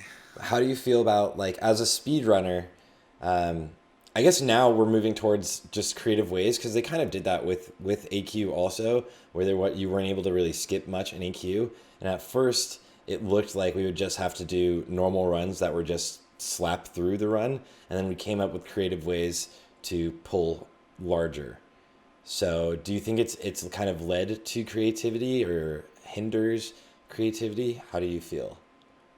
I mean, currently, right, if there is no creativity, then Saddlebags will just be number one because we have the highest DPS, right? So I'm super enjoying that Noobs is pushing the meta forward. Mm-hmm. Noobs has the opportunity to do all of these crazy ones, and then everyone is like, yeah, I want to do that.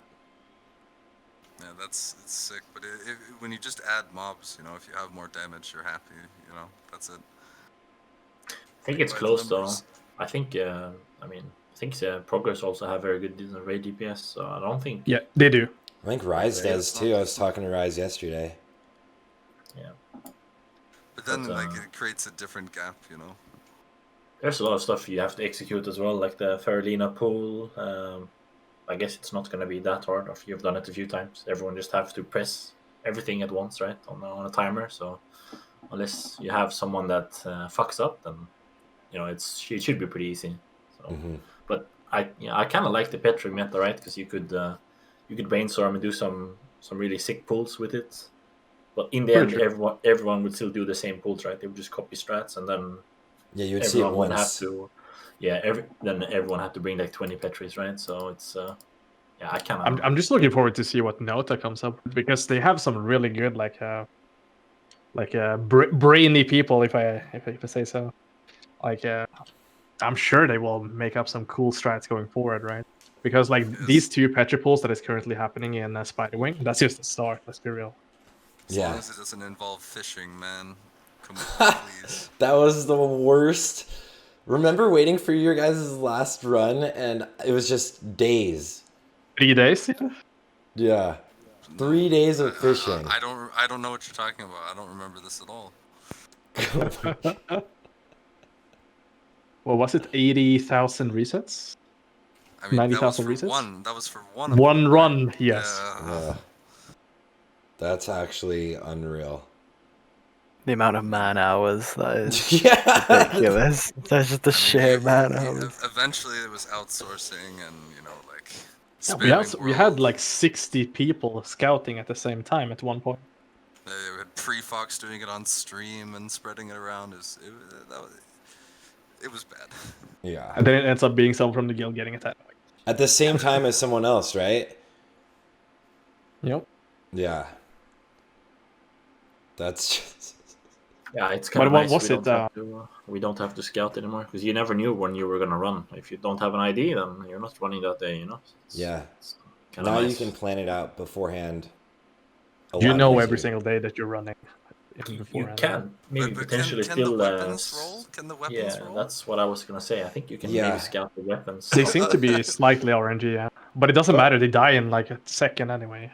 Yeah, I mean, but the obviously the double axe fear, or like the double staff and stuff. Like, what are game plans moving forward dealing with those? Because can you kill double axe before they can get off a whirlwind or a sweeping? We watched that with Progress, yes. You can kill both of them before they start. If you just have high uptime and don't have it, like, you know, you pull it early and it runs a while, then it does its abilities, but you just, like, run and meet it fast and just kill it, nothing does anything. Yeah, you need to run into it. Yeah. So what is the scariest thing in Naxx? What is the most punishing? There's a lot of things that randomly... Vesuvius is so hard. It's fine for Rogue though, right? You have Vanish, so you're not really... Rogue has it nice in Naxx. I feel like it's super fun. Yeah, I agree. Only Frost Blast. We're getting griefed, my dude. Yeah, that was rough. Those were you and Drast. Dude, you mean 3 healers healing the wrong target? Yeah. Dude, I was on the other side. My side didn't get blasted at all the entire KT. That's okay. No, but I think the packs in the Abo wing, like if you fap on the first 4, right, and then you actually Right. go into the other 3, that can be pretty scary though. If you don't have fap up, if you go fast. Is that a physical ability? Can you dodge it? Yes. So you The can use knockup? evasion as Roguishh leads. Yeah. For which one, sorry? No, you can't. Not the dodge stun, but the more knock stun. up. Yeah, you can. Yeah. Yeah. Not the stun, but the knock up. Yeah, You not the ground style. can dodge, which is really nice. Yeah. Yeah. In our speedrun, I think we had 5 seconds left on the free action pot when we went in on the left. So you basically have like a 5-second timer to kill the first stunning mob or the wretch, right? Because if you don't kill, fap runs out, you get stunned, and then double stunned into the wretch are spitting and cleaving you. Then that's kind of scary. Yeah. Dying on that pack is it kind of sucks, you know. I mean, you can potentially. Who would ever die there? Who would ever die? What? The race to world first, it was like 5 minutes in, it was like, oh, salad bake. It was like, oh Less my than god, that, no. It's We less were No. probably the first guild in the world 1 who were minute dead. and 20 seconds. Like, realistically. That I don't think was- anyone ever had wiped at that point. So yeah, we were probably the the world first wipe in Naxx. World It first. made wipe, some good world clips. 5th kill. Yeah. 6th, I think, or something. You know, We the still got most- 6th. Like yeah. Yeah, it was still really impressive. The most funniest thing with that wipe was we had a guy who logged in way too early. Like we were all Petri Oh, on top yeah. of the Naxx portal, right? So he pressed log in by mistake. So he was hitting logged in like 4 minutes before we could enter. So he had to use like 9 Petris until he zoned in, only to wipe the first trash pack. Oh my god! Yep. Oh my Next portal God. day was actually like insane. It's kind of stupid. Actually, I have a question for the other guys here. The undead set on Loatheb or Darkmantle? I use Darkmantle because you're crit capped in your normal gear, but I'm just curious what you think. Are you using Darkmantle on Loatheb or are you using your normal set, or what are you guys using there? I've been using my normal set.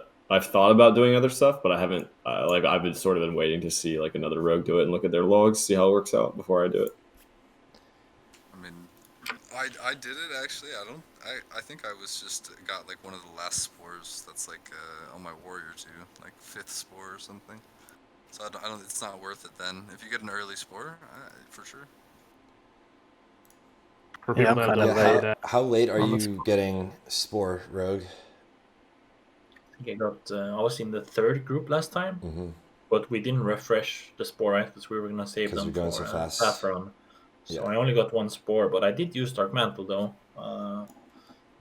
And I felt like I got pretty decent procs, so I should have done pretty decent damage, I think. You got 175 energy. I don't think like on Loatheb, I don't think I ever refresh my spore. Just because like if I spend like 5 seconds like running over to get it and then the boss dies 5 seconds when I get back, like was it really worth it? Probably not. It depends on your Most kill likely. time, I mean. in our guild we only get 1 uptime anyway. Right? Yeah. That's how it is in my guild. Like even if I think I'm gonna lose a little bit of time, I just stay there, stay attacking.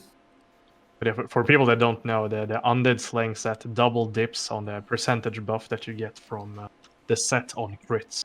So your damage is times 4.04% extra rather than 2%. Yeah, so Whatever you all call of your guys' warriors are using Undead Slaying on Loatheb, right? So Yes. has anyone? So I guess like Rogue is saying, has anyone tested it on Rogue yet?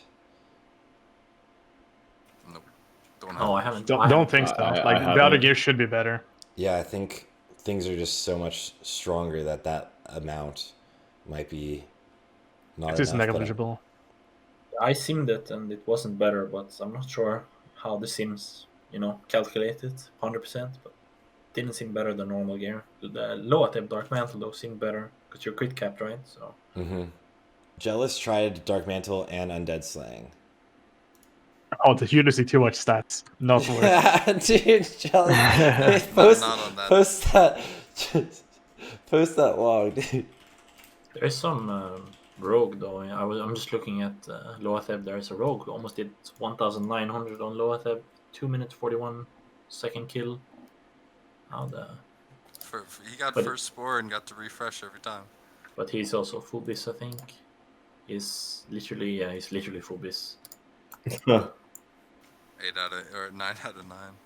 I think some of the logs are scuffed as well due to the hemo bug, because 100% crit. I thought they removed those logs. Did they not? Oh, did they? I thought they did. I saw those a while ago, like maybe a month ago. It was like the first 2 weeks, right? And then Yeah. it was fixed like a few days afterwards. Yeah. I mean, imagine getting that much so you can have it for the second run. Like, let's be real. Yeah, that's insane. Yeah, he is really geared. Jesus. Dragon thing. He has the Band of Unnatural Forces even. He's so He's good. he's fully geared. Other than having like Bonescythe Ring, he's running 8 and he's using a Curia and Unnatural Forces. And then It's interesting. It's interesting he's using the tier 3 chest though. Yeah, because it's not bis. Yeah. Right. What did he use for an offhand on this fight? What? He was RPing, I guess. It's probably, I would assume He probably put used on, it on entry. Iblis. Yeah, he just used the Cornerstone and then I'm assuming Iblis. I mean, he has all of this gear. He probably queues the stone after Hagen dies, and then it's ready just before they pull. Does he do Loatheb, this and on then every fight?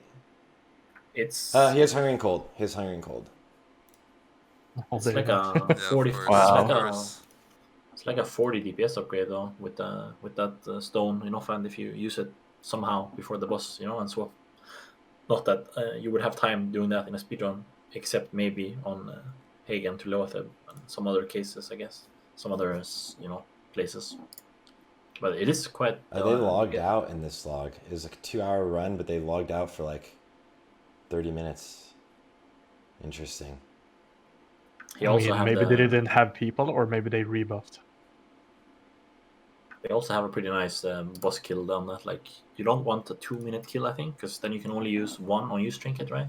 Yeah, right there at that. I think the best one is like 230 maybe, so you get 2 unused trinkets. He used 2 static, but yeah, with that time, 2 on, he would be able to use an unused twice. He used Dragonfang Blade or Dragonfang Talisman and Mark of the Champion, but that was a really nice timing. Your guys' kill was what? 2 minutes? What are these translated names? Dude, do you see this? No, this is the Google Translate, dude. Warrior's Mark. Bone Sickle Breastplate. Grey Hill Dawn Supernatural Energy Ring. What are the names of the rogues? One of them was funny. Scroll up it. Let's go back, yeah.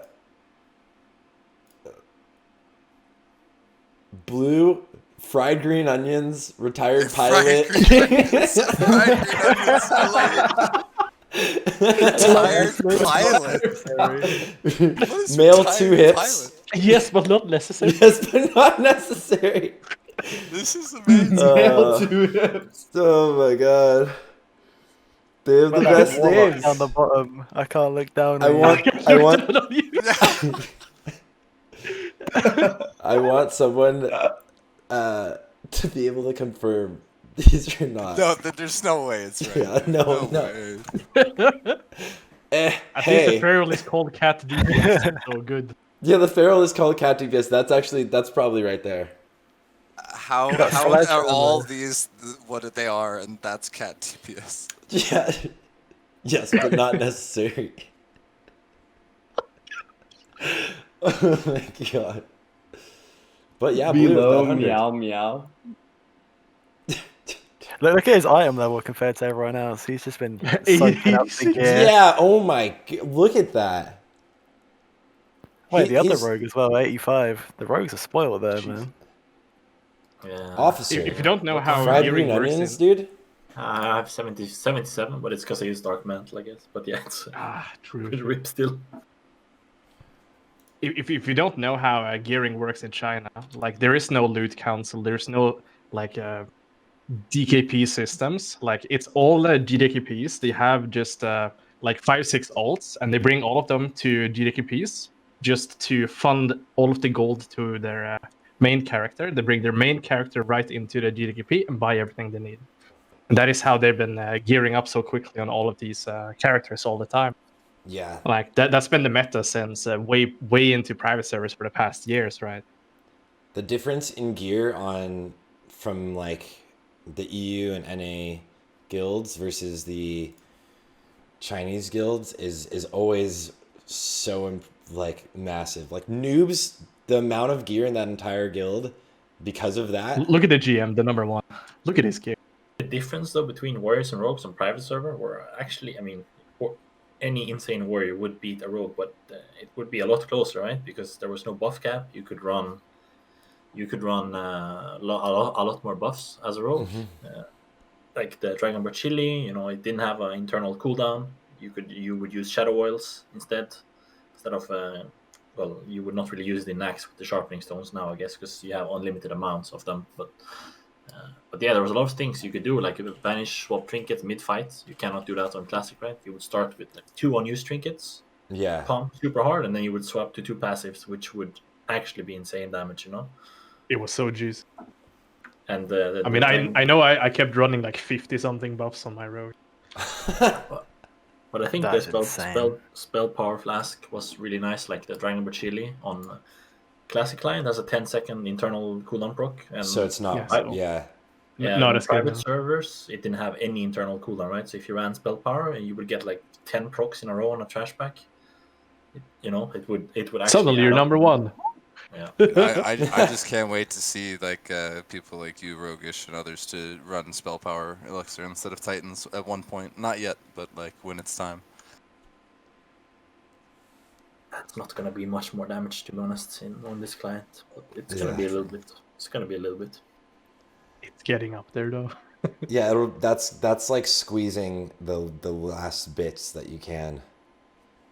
Yeah. I mean, when you're popping Boggling Root in between bosses and cancel-ing it when you pop Adrenaline Rush, you know, come on.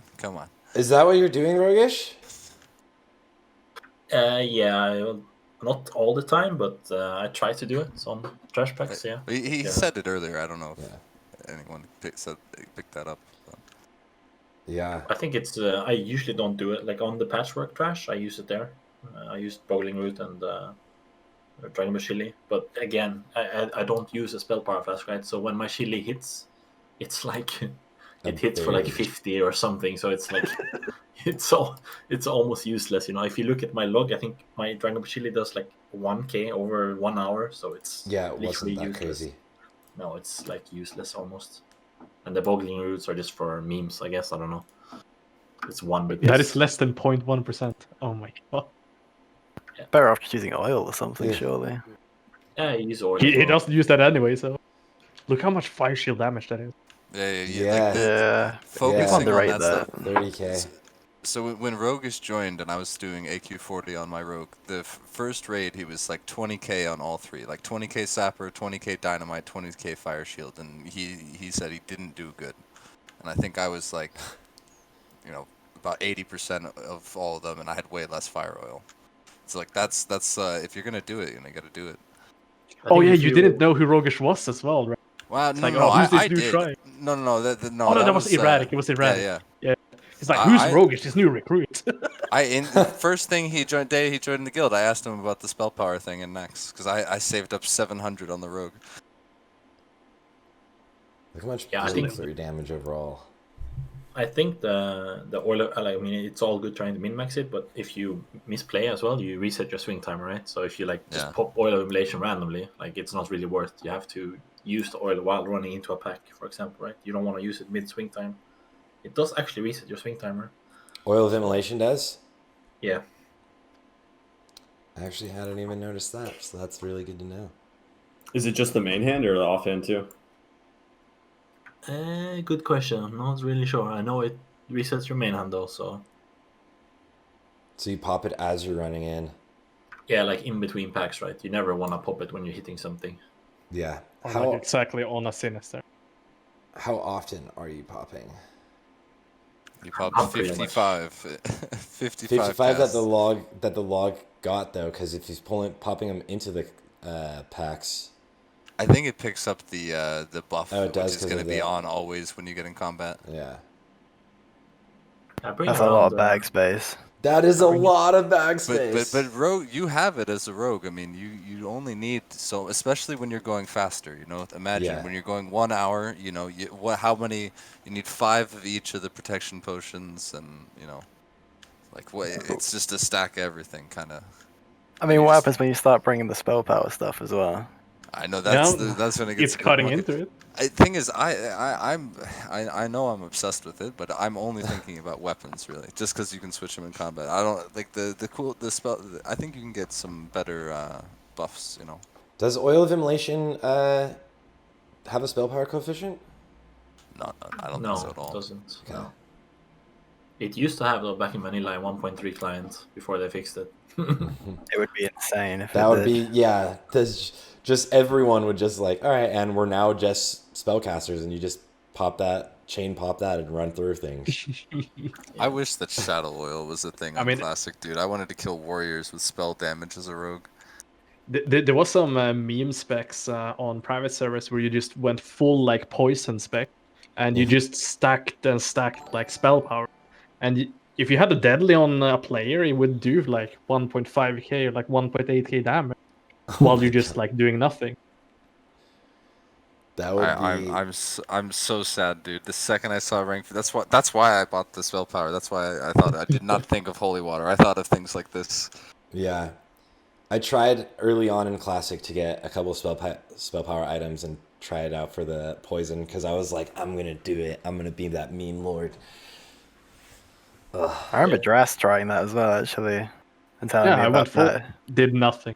Did nothing. Yeah. You got all of the Like- pieces before, and then. Yeah, like I went full in. Like Yeah. I have it all. I used to have it on private servers as well. Like in Black Malaria patch on most of the private servers, I was usually in the top 3 DPS, but then all of my guilds always disbanded. Unlucky. Unlockers. And now look. Your guild Oh is look, now- I'm in Naxx patch. Finally. Yeah. How's that, guys? How We the made tables it. turn. Yeah. Oh, the turntables. Yeah, but now I'm not rogue, so you know.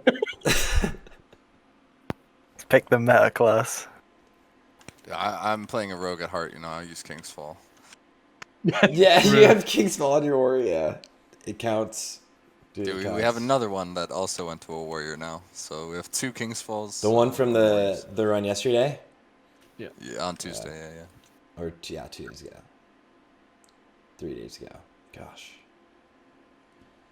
Yeah. Well, I'm trying to think of, is there anything we think we missed? Or anything else you guys want to share with people generally? Any ideas?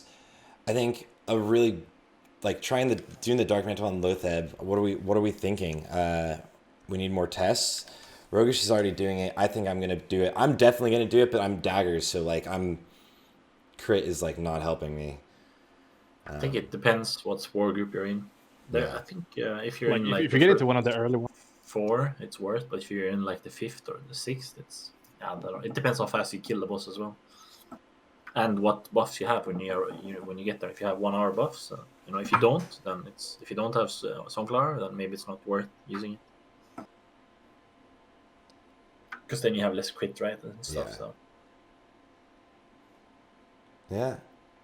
But is there anything? Do you guys have any more advice? I guess because there's gonna be people of all range, like people that are very vanilla for Naxx also. Or like the biggest takeaway is, as you were saying, Roguishh, probably uptime, and just min-maxing that as hard as you can, just getting into fights really fast. At this point, because most people know how to use CDs, not as much as like they're tracking their CD usage yet. But I'm just trying to rack my brain for some big, or not even big, just any little things, anything. I think biggest the thing is- main point. Sorry.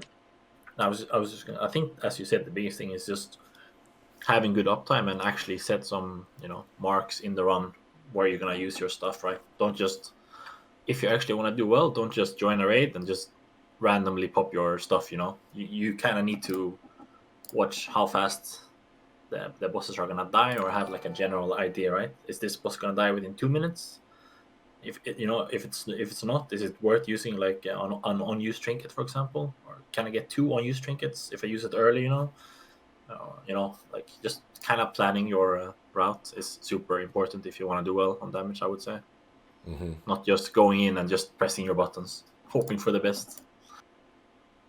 Expecting to be the best CD usage at all time. The thing I just wanted to mention is like, no matter if you're in a speedrun guild or if you're like mid-range or a dad gamer guild, whatever you want to call them, right? Surviving is always going to be number one. If you're going too ham and you end up dying, like that's not going to help you. So you got to be like paying attention to what is like your current cap that you can go towards, right? Yeah. Like where you can toe the line. That's kind of a thing that I personally deal with quite often, is, like I mentioned earlier, is my main tank is incredible with threat, but on trash packs, if I'm going to go in and blade flurry or anything, like I'm evasioning, I'm nervous sometimes.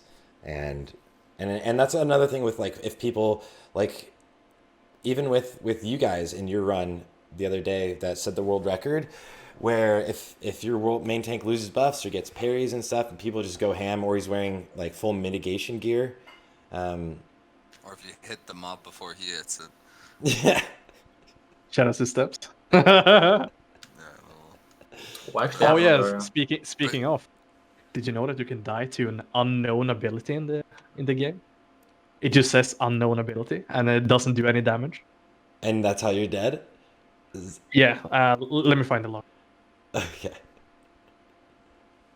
Yeah, just following up from what Drast said, I think playing safe is always going to be key, no matter what level your guild's at, and just knowing what you can and can't do with the tanks that you have. Yeah. Is key. And then go on, Roguishh.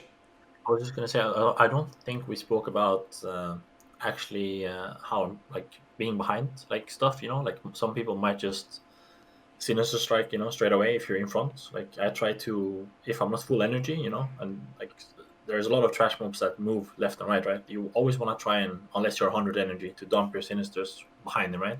Even if it means delaying your Sinister like split second, right? You don't want to get a parry or something on your first Sinister. That's actually a great thing. Do you actually with that, do you queue like a start attack macro and then use a Sinister as like, because you're running kind of through a mob, right, to get behind it sometimes with trash if you don't have full energy? Yeah, I mean, I'm probably the only one that actually has a keybind for just start auto attack without using an ability. But I always played like that for 14 years. So I can choose if I want to just auto attack or if I want to Sinister Strike, and start the auto attack at the same time. I think that's actually something huge that's almost never talked about. I know as daggers, I already, like, as daggers, I need to get behind it anyways, so my start attack can just be on my backstab. But as swords, you might need a second macro to start attack if you're capped on energy, or not capped on energy, and so that you can get behind. It's mostly for trash, because on bosses, you all, like, no matter if you're facing the front or not, you have 100 energy, you want to dump the first Sinister, no matter if it's, you don't want to wait like 1 second. You just get a Sinister in. But it's mostly for trash. So yeah, but yeah, that's one thing. I think another thing for Naxx specifically is fair words as well. I actually have a weak aura, so I get a pop up on my screen whenever I have fair word, right? So I can plan my DPS off that. Like for example on military wing, if I don't have a fair word and I have an option to pop all my cooldowns on a trash pack. If I don't have fair word or lip, I'm not gonna pop them, right, in case I get fair, for example, because then I just waste all my cooldowns. So then I'm just spamming my priest to give me fair word, and I pop them next pack pretty much. And then you hope he gives you it and not someone else. But it's pretty big though. Like there's a lot of stuff like in Patchwork Wing, for example, the packs before Patchwork, right? All of them fair. So I just use a macro to spam one of the priests to give you fair word all the time. Same for Gluth, for example, and Military Wing. it's actually a lot of damage you lose if you get feared for like 5-6 seconds, right? Yeah, it's huge. Especially with cooldowns. Overall, yeah. Especially if you get a bad pathing and you get like 3 disinvolved pulls. by, like, you don't know, right? Yeah. I think those two things are pretty important as well, but that's like a little bit more min-max, I guess. I think that's exactly like the best thing to take away is just the most min-maxy things you can do with looking at doing this overall damage. Because like, right, you like, and then it goes to Riley, you and Dreggz with a pace that is more friendly for overall damage. Are there any takeaways that either of you guys have really that haven't been mentioned yet? Because I think those that you just mentioned, Roguishh, are things that we didn't even touch on, but are very min-maxy and really, really great. I mean, as good as it is in terms of cooldown usage, the slower pace is also a bit of a detriment in terms of I don't get to do like Spider Wing with War Chiefs and Songflower, for example. Yeah. But I don't know. There's a lot of things. It depends on the type of player you want to target, right? If you want to target people that aren't playing too min-maxy, more of a dad gamer guild, then simple things like trying to be as close to your tank when he pulls so you can get good uptime, or making sure you don't waste energy by letting an energy tick go through when you're at 100 and you're entering a pack. Things like that. Just little things. Mm-hmm. Like even if you're moving between packs, like maybe going off of a target before it's dead to run to the next mob so you don't waste potential energy ticks as well. That's a big Like, thing that is happens with daggers is if you're like high on energy and a mob is about to die, you need to be moving to look towards the next mob. Like, what's your next target? just dump your energy then move. Yeah. It's the same thing for warriors as well. Like you dump your BT and then you move forward, right? Mm-hmm. Get that on and CD. again, the slice and dice uptime as well. I really think people don't put enough importance on that. That's, yeah, I agree. Yeah. That's a big one, especially Definitely. for a rogue that's trying to improve the slice and dice uptime, like something so simple. Yeah, especially for overall in here, we've got so many times where if you're going at a slower pace or even at like a medium pace, and then especially a faster pace, it's like getting that up as the last mob is dying or as something is dying as you're moving on, so that you just keep it up because that's so much of our damage. Yeah. And as sword rogues, we're sort of trained to want that eviscerate, but on trash, like getting an eviscerate's very rare. So like if you have 4 combo points, just like give yourself a slice and dice before it dies for the next pack. Yeah. But like if I were to tell someone, like tell like a rogue that wants to improve, like what they should do, like I don't know, like I guess you need like a decent computer or whatever, but like record your raids and watch it back, and not like necessarily front to back at one time speed, like speed through some things and then stop at the things that are important, but like going back and watching yourself is just massive. That's how I improve what I do, but it's also what I do before a raid. Like before raid, first of all, I like try to eat something and like make sure I'm well rested and that kind of thing, but I also like wash my bod and get in like a good mental state of knowing like Roguishh was saying, where you write down what you're going to do. I always plan out like the first 15 to 30 minutes of raid so that I just have it memorized, so that when I'm walking into raid, I'm not like looking at the piece of paper I have of like, okay, when do I pop this CD, and I can get into the rhythm in that first wing pretty much. Mm-hmm. So just like I don't know, just make sure that you're mentally ready to go for raid. Yeah. Being prepared and knowing what you're doing where, and then adapting, especially with changing timings, right? Like, do you guys, especially I guess this would be for once people swap towards faster speeds or new strategies, how well can you adapt or like changing up where you're using things because now you're at a new trash pull that you planned on using a different CD on faster, so it's still on CD or still on cooldown. So then you have to choose in the moment, do you use it now or wait because it was planned for like a big pull later? Always watch your VOD. Go back to your VOD check every single time, and then when it goes faster, recheck the VOD, go through it all again, and then you just revalue yourself over and over again.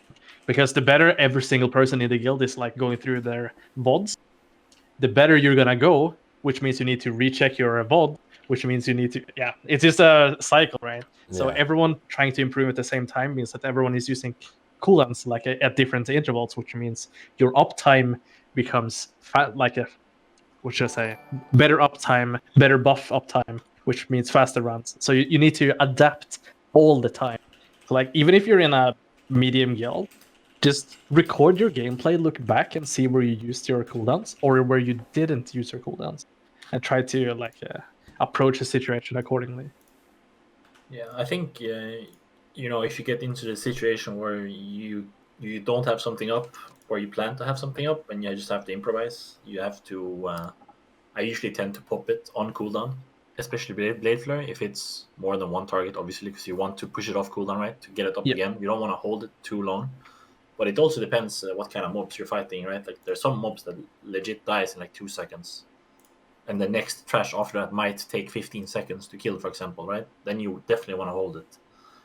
So it's also knowing like what mobs die super fast in the run, like so you have also prepped that, right? Like I know, for example, what mobs definitely not to pop Blade Flurry on if it comes up, for example, right? Yeah. So that's, I think, Yeah, I think I have in my mind like almost a blacklist of packs, like the Skitterer packs in Spiderwing. Like you see these things running in, you're like, oh, cleave, but don't hit Blade Flurry on those packs. They're alive for like 4 seconds. And then like another one that I always am tempted to Blade Flurry on, but I like stop myself, are the horses, the 2-pack horses before Resuvius. Resuvius, yeah. Yeah, for some reason I always find my Blade Flurry coming off cooldown around there, and I just like have to hold myself back because those also just fall over. Yeah. And I think it's also a lot with target. Like some people might just target like whatever you can hit, you target. You kind of always want to target unless you actually have to kill the skull, you kind of almost always want to target the highest HP as a rogue, right? Because otherwise you're kind of wasting combo points if you're like constantly swapping targets, right? So it's kind of rough. But obviously, if there's a deadly mob that you have to kill, then you have to kill it. Right? But also, it's at Sunders, right?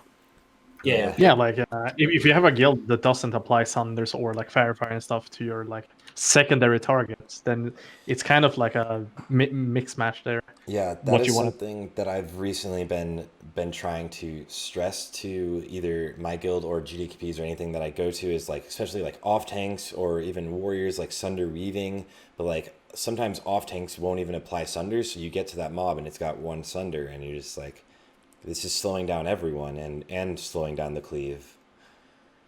Please Sunder people, yes. Yeah, I think a lot of people also misplay their cleave, like on bosses. If you're nuking something, you usually don't want to nuke the target everyone else nukes. You want to build combo points on something that is gonna die slow. Because that's how you get max value from the cleave. Like for example, on Anub, you never want to target the ads if you're cleaving that. You always target the boss, so you get full max value from. Fairlina, are you finding yourself attacking the boss or the ads first? You want to target the boss and stack combo points. Like I usually Sinister once into Slice and Dice and then pop everything, assuming they're gonna be stacked. But if I'm assigned to stun the skull, then we don't really need to anymore. Let's be real. You just rely on the warriors charging and killing it in the stun, right? So, but you want to cleave off Fairlina usually. Yeah, my guild does not cleave the followers on Fairlina, but I just like pop sprint and I'll like go to the first ad skull and get a Slice and Dice and then get a couple attacks on Naxx, and then when I'm like 50, when I'm like halfway or like 50 energy, I'll like run over to Fairlina and just start my normal rotation. Yeah, I mean it is pretty tricky though to cleave because it really depends how fast the mobs die, right? If they're actually alive for quite a while, then you definitely want to stack Slice and Dice up first, pool some energy, and then pop Adrenaline Rush and Blade Flurry, right? But that's kind of risky because if the mobs die super fast, then you're wasting all of the cleave. So you have to like decide, are you going to pop the cleave while running in, or try and be greedy and stack a slice and dice first and then pop the cleave, because then in the end it's going to be higher damage. On Fairlean on private servers, I used to you pre-lip, pre-oil accumulation, run in Sapper with the lip on and Blade Flurry and cleave everything and then vanish before the lip falls. But I think on Classic you can actually get Slice and Dice up first for the Alts die. Yeah, and another thing that I would recommend is as a rogue, we're programmed to value every combo point, get maximum usage out of our Blade Flurry, out of our Adrenaline Rush, out of our Slice and Dice. I think in Naxx, and I mean AQ too, but in Naxx you need to embrace that you're not going to get full utilization out of all those things. You're going to waste combo points quite a bit. Don't stick on a target that you shouldn't necessarily stay on. Just because of the combo points. And then also don't be afraid of, pre-popping your Blade Flurry and losing a few seconds on the front end of the utilization just to save that global when you're on the mobs.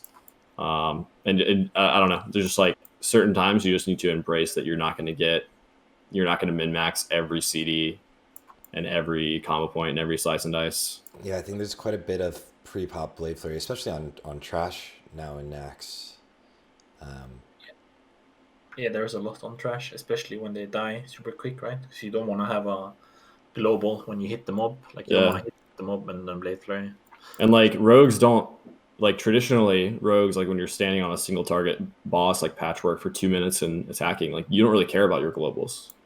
But on a Trash pack, where you just want to dump your energy as much as possible, your globals matter a whole lot. And using one on Blade Flurry just a lot of the time isn't worth it. Yeah. And if you pre-pop it as well, you can get the energy back before you go in. Sometimes if you do it just before an energy before tick. the tick, yeah, that's always the nicest. That's always the best. How often do you guys use Thistle outside of AR, for a Blade Flurry? Thistle because there's about to be situations where you want to use a Thistle T alone with a Blade Flurry instead of comboing it into your AR.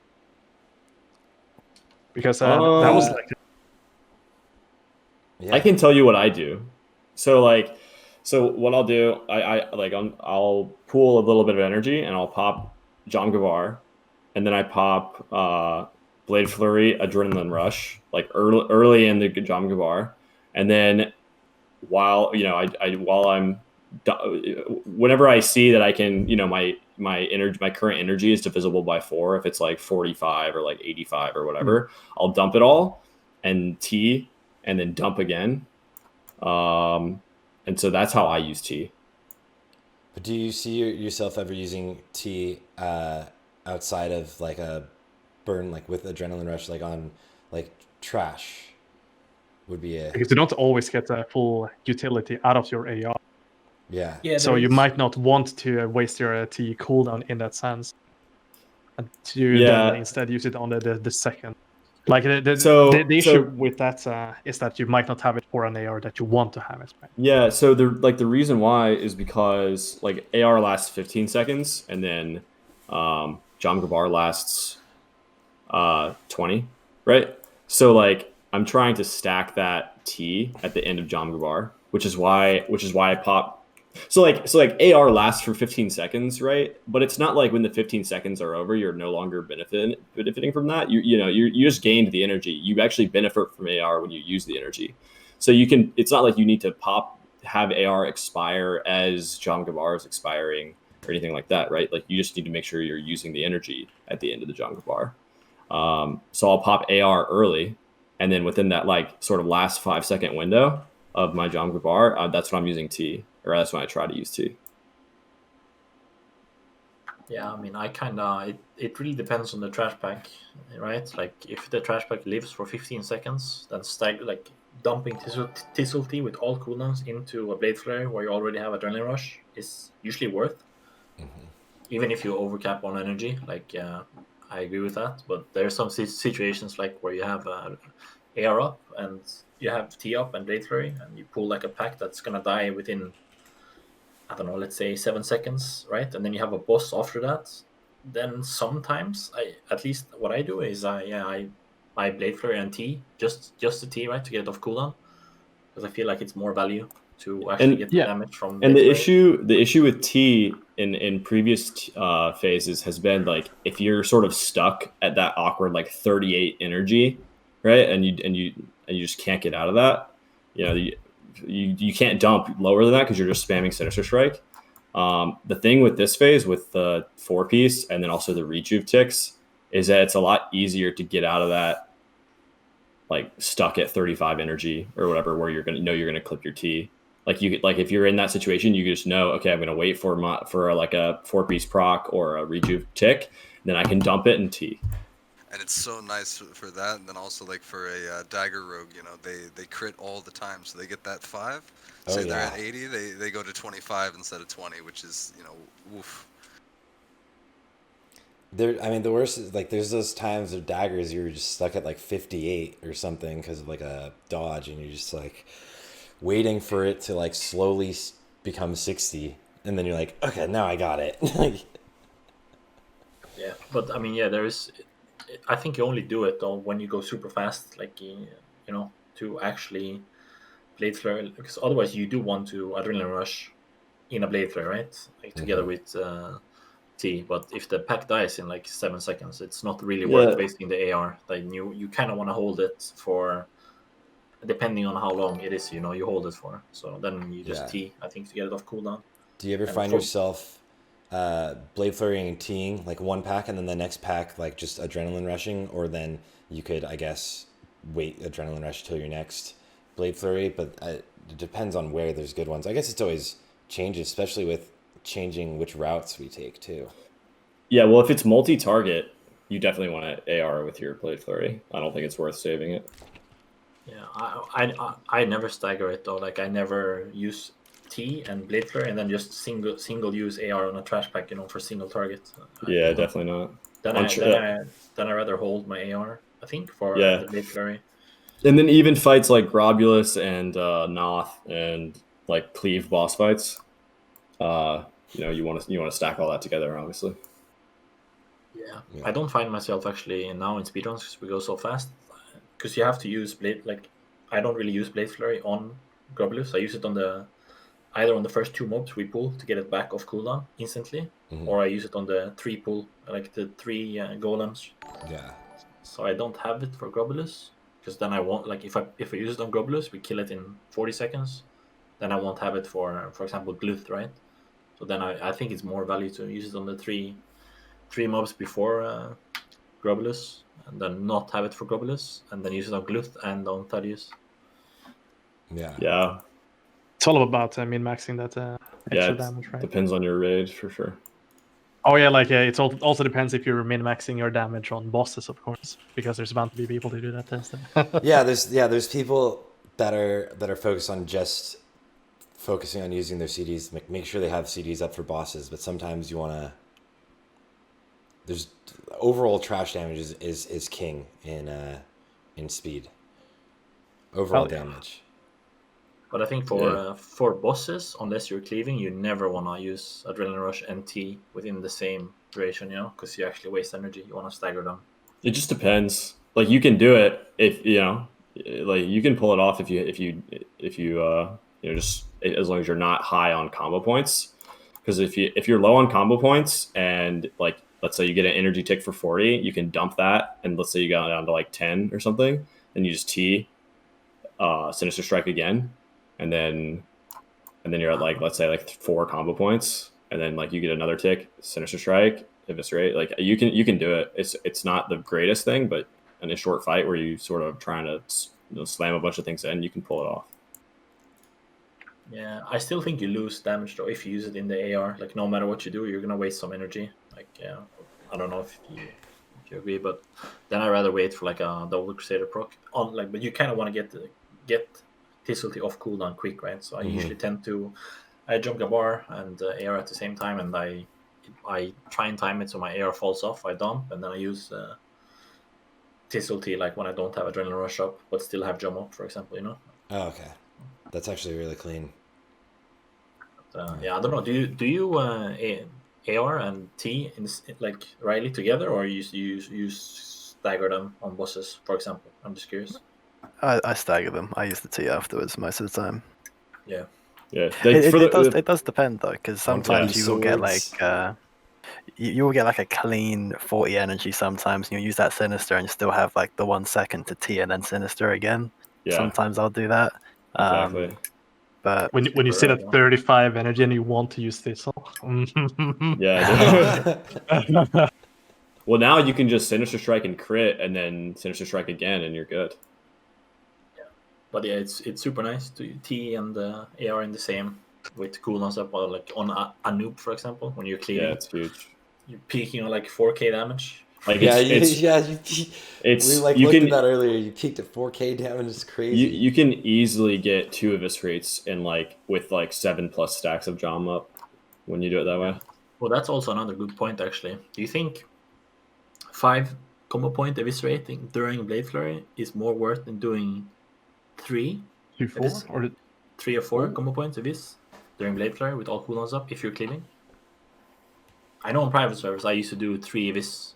So that's what I dipped into. Do you mean like as a just a standard rotation, and then or just because like the mob is dying? Yeah, no. While you're cleaving, right, to get more damage. More damage, yeah, pretty much. 3 of this is doubled is better than 2. Like if it's 5 compared to 3, I guess I would assume. I haven't really done it in Classic yet. I always evis on 5 at the moment. 5. Yeah. I was experimenting with it on privates to use like on Lucifer, for example, use like 3 or 4 combo points instead with evis, because then you can fit in 1 more evis while cleaving, because it's super strong while cleaving, right? But then you need the. I guess it also goes up into like RNG with critting. Like if the 1 crit versus 1 crit and 1 non-crit. Yeah, it's also fishing for right, because the more evis you use, the bigger chance you have to get another combo point. Another combo point, yeah. So it's a bit fishing for extra damage. But I was just curious and relentless strikes, of course. I was just curious how Riley does it. If you actually 3 combo point evis, or you always 5 on cleave fights. At the moment, I 5 most of the time. Yeah, same. Yeah. I think that's it. Yeah, I think that's it, guys. I wanna of course thank everybody for coming. Thanks for taking the time, guys. This was actually amazing. Thank you. First, I reached out to Ganker and Roguishh, and then Drast. Thank you for getting in touch with Riley. Riley, thank you for coming. Dreggz, thanks for coming and hanging out with us. If everyone has, I'll ask in the Discord, but anyone's like Twitch and stuff, so when I upload this onto YouTube, I can just link all of your socials and everything. But if you want to even just say them going down, we can do Drast first, just a little bye. Oh yeah, follow twitch.tv/Drast. Okay, yeah. Dreggz, do you stream? I do not. I just record and have a YouTube channel with a bunch of private videos. Pretty lame. But shout out to my guild Welcome on Crom Crush. We got some pumpers in that guild. So thanks for having me. Yeah, of course. Ganker? Yeah, dude, it's super fun. I don't stream or anything, but I'm around. So thanks, Boot. I'll be in the chat. Yeah, every now and then we can get a Riley stream, right? Do we ever see him anymore? I haven't streamed recently because let's just say Goozy been having some trouble in Naxx in the early days, but hopefully starting up again soon. I'll type in the chat if you want to give me a follow. It's Riley DPS. Thanks for having me. I had a good time, learned a couple of things as well, so yeah, appreciate that. And lastly, Roguishh, you just record your videos too, right? I actually don't record at the moment because my PC is crashed. I'm recording for some reason, and I don't have time to fix a new PC because we're speedrunning 3 times a week, a month. So, but I don't stream. I don't record at the moment. I kind of want to do it. I've been looking into fixing a new PC for quite a while. But I used to stream on Roguishh TV, but on private servers, but the quality was scuffed. So I don't know. I might start up again. We'll see with the new PC. But yeah, thanks for having me, and I also learned some stuff, I guess, as well from other people. It was pretty interesting talk, good talk. Yeah. For sure. Shout out to Salad Bakers and my old guild, Maximum Effort, of course. They're doing great too. Yeah. Yeah. All right, guys. Thank you guys again for being here, and thank everybody for watching and being in the chat. And now I'll cut this and upload it to YouTube. Boom.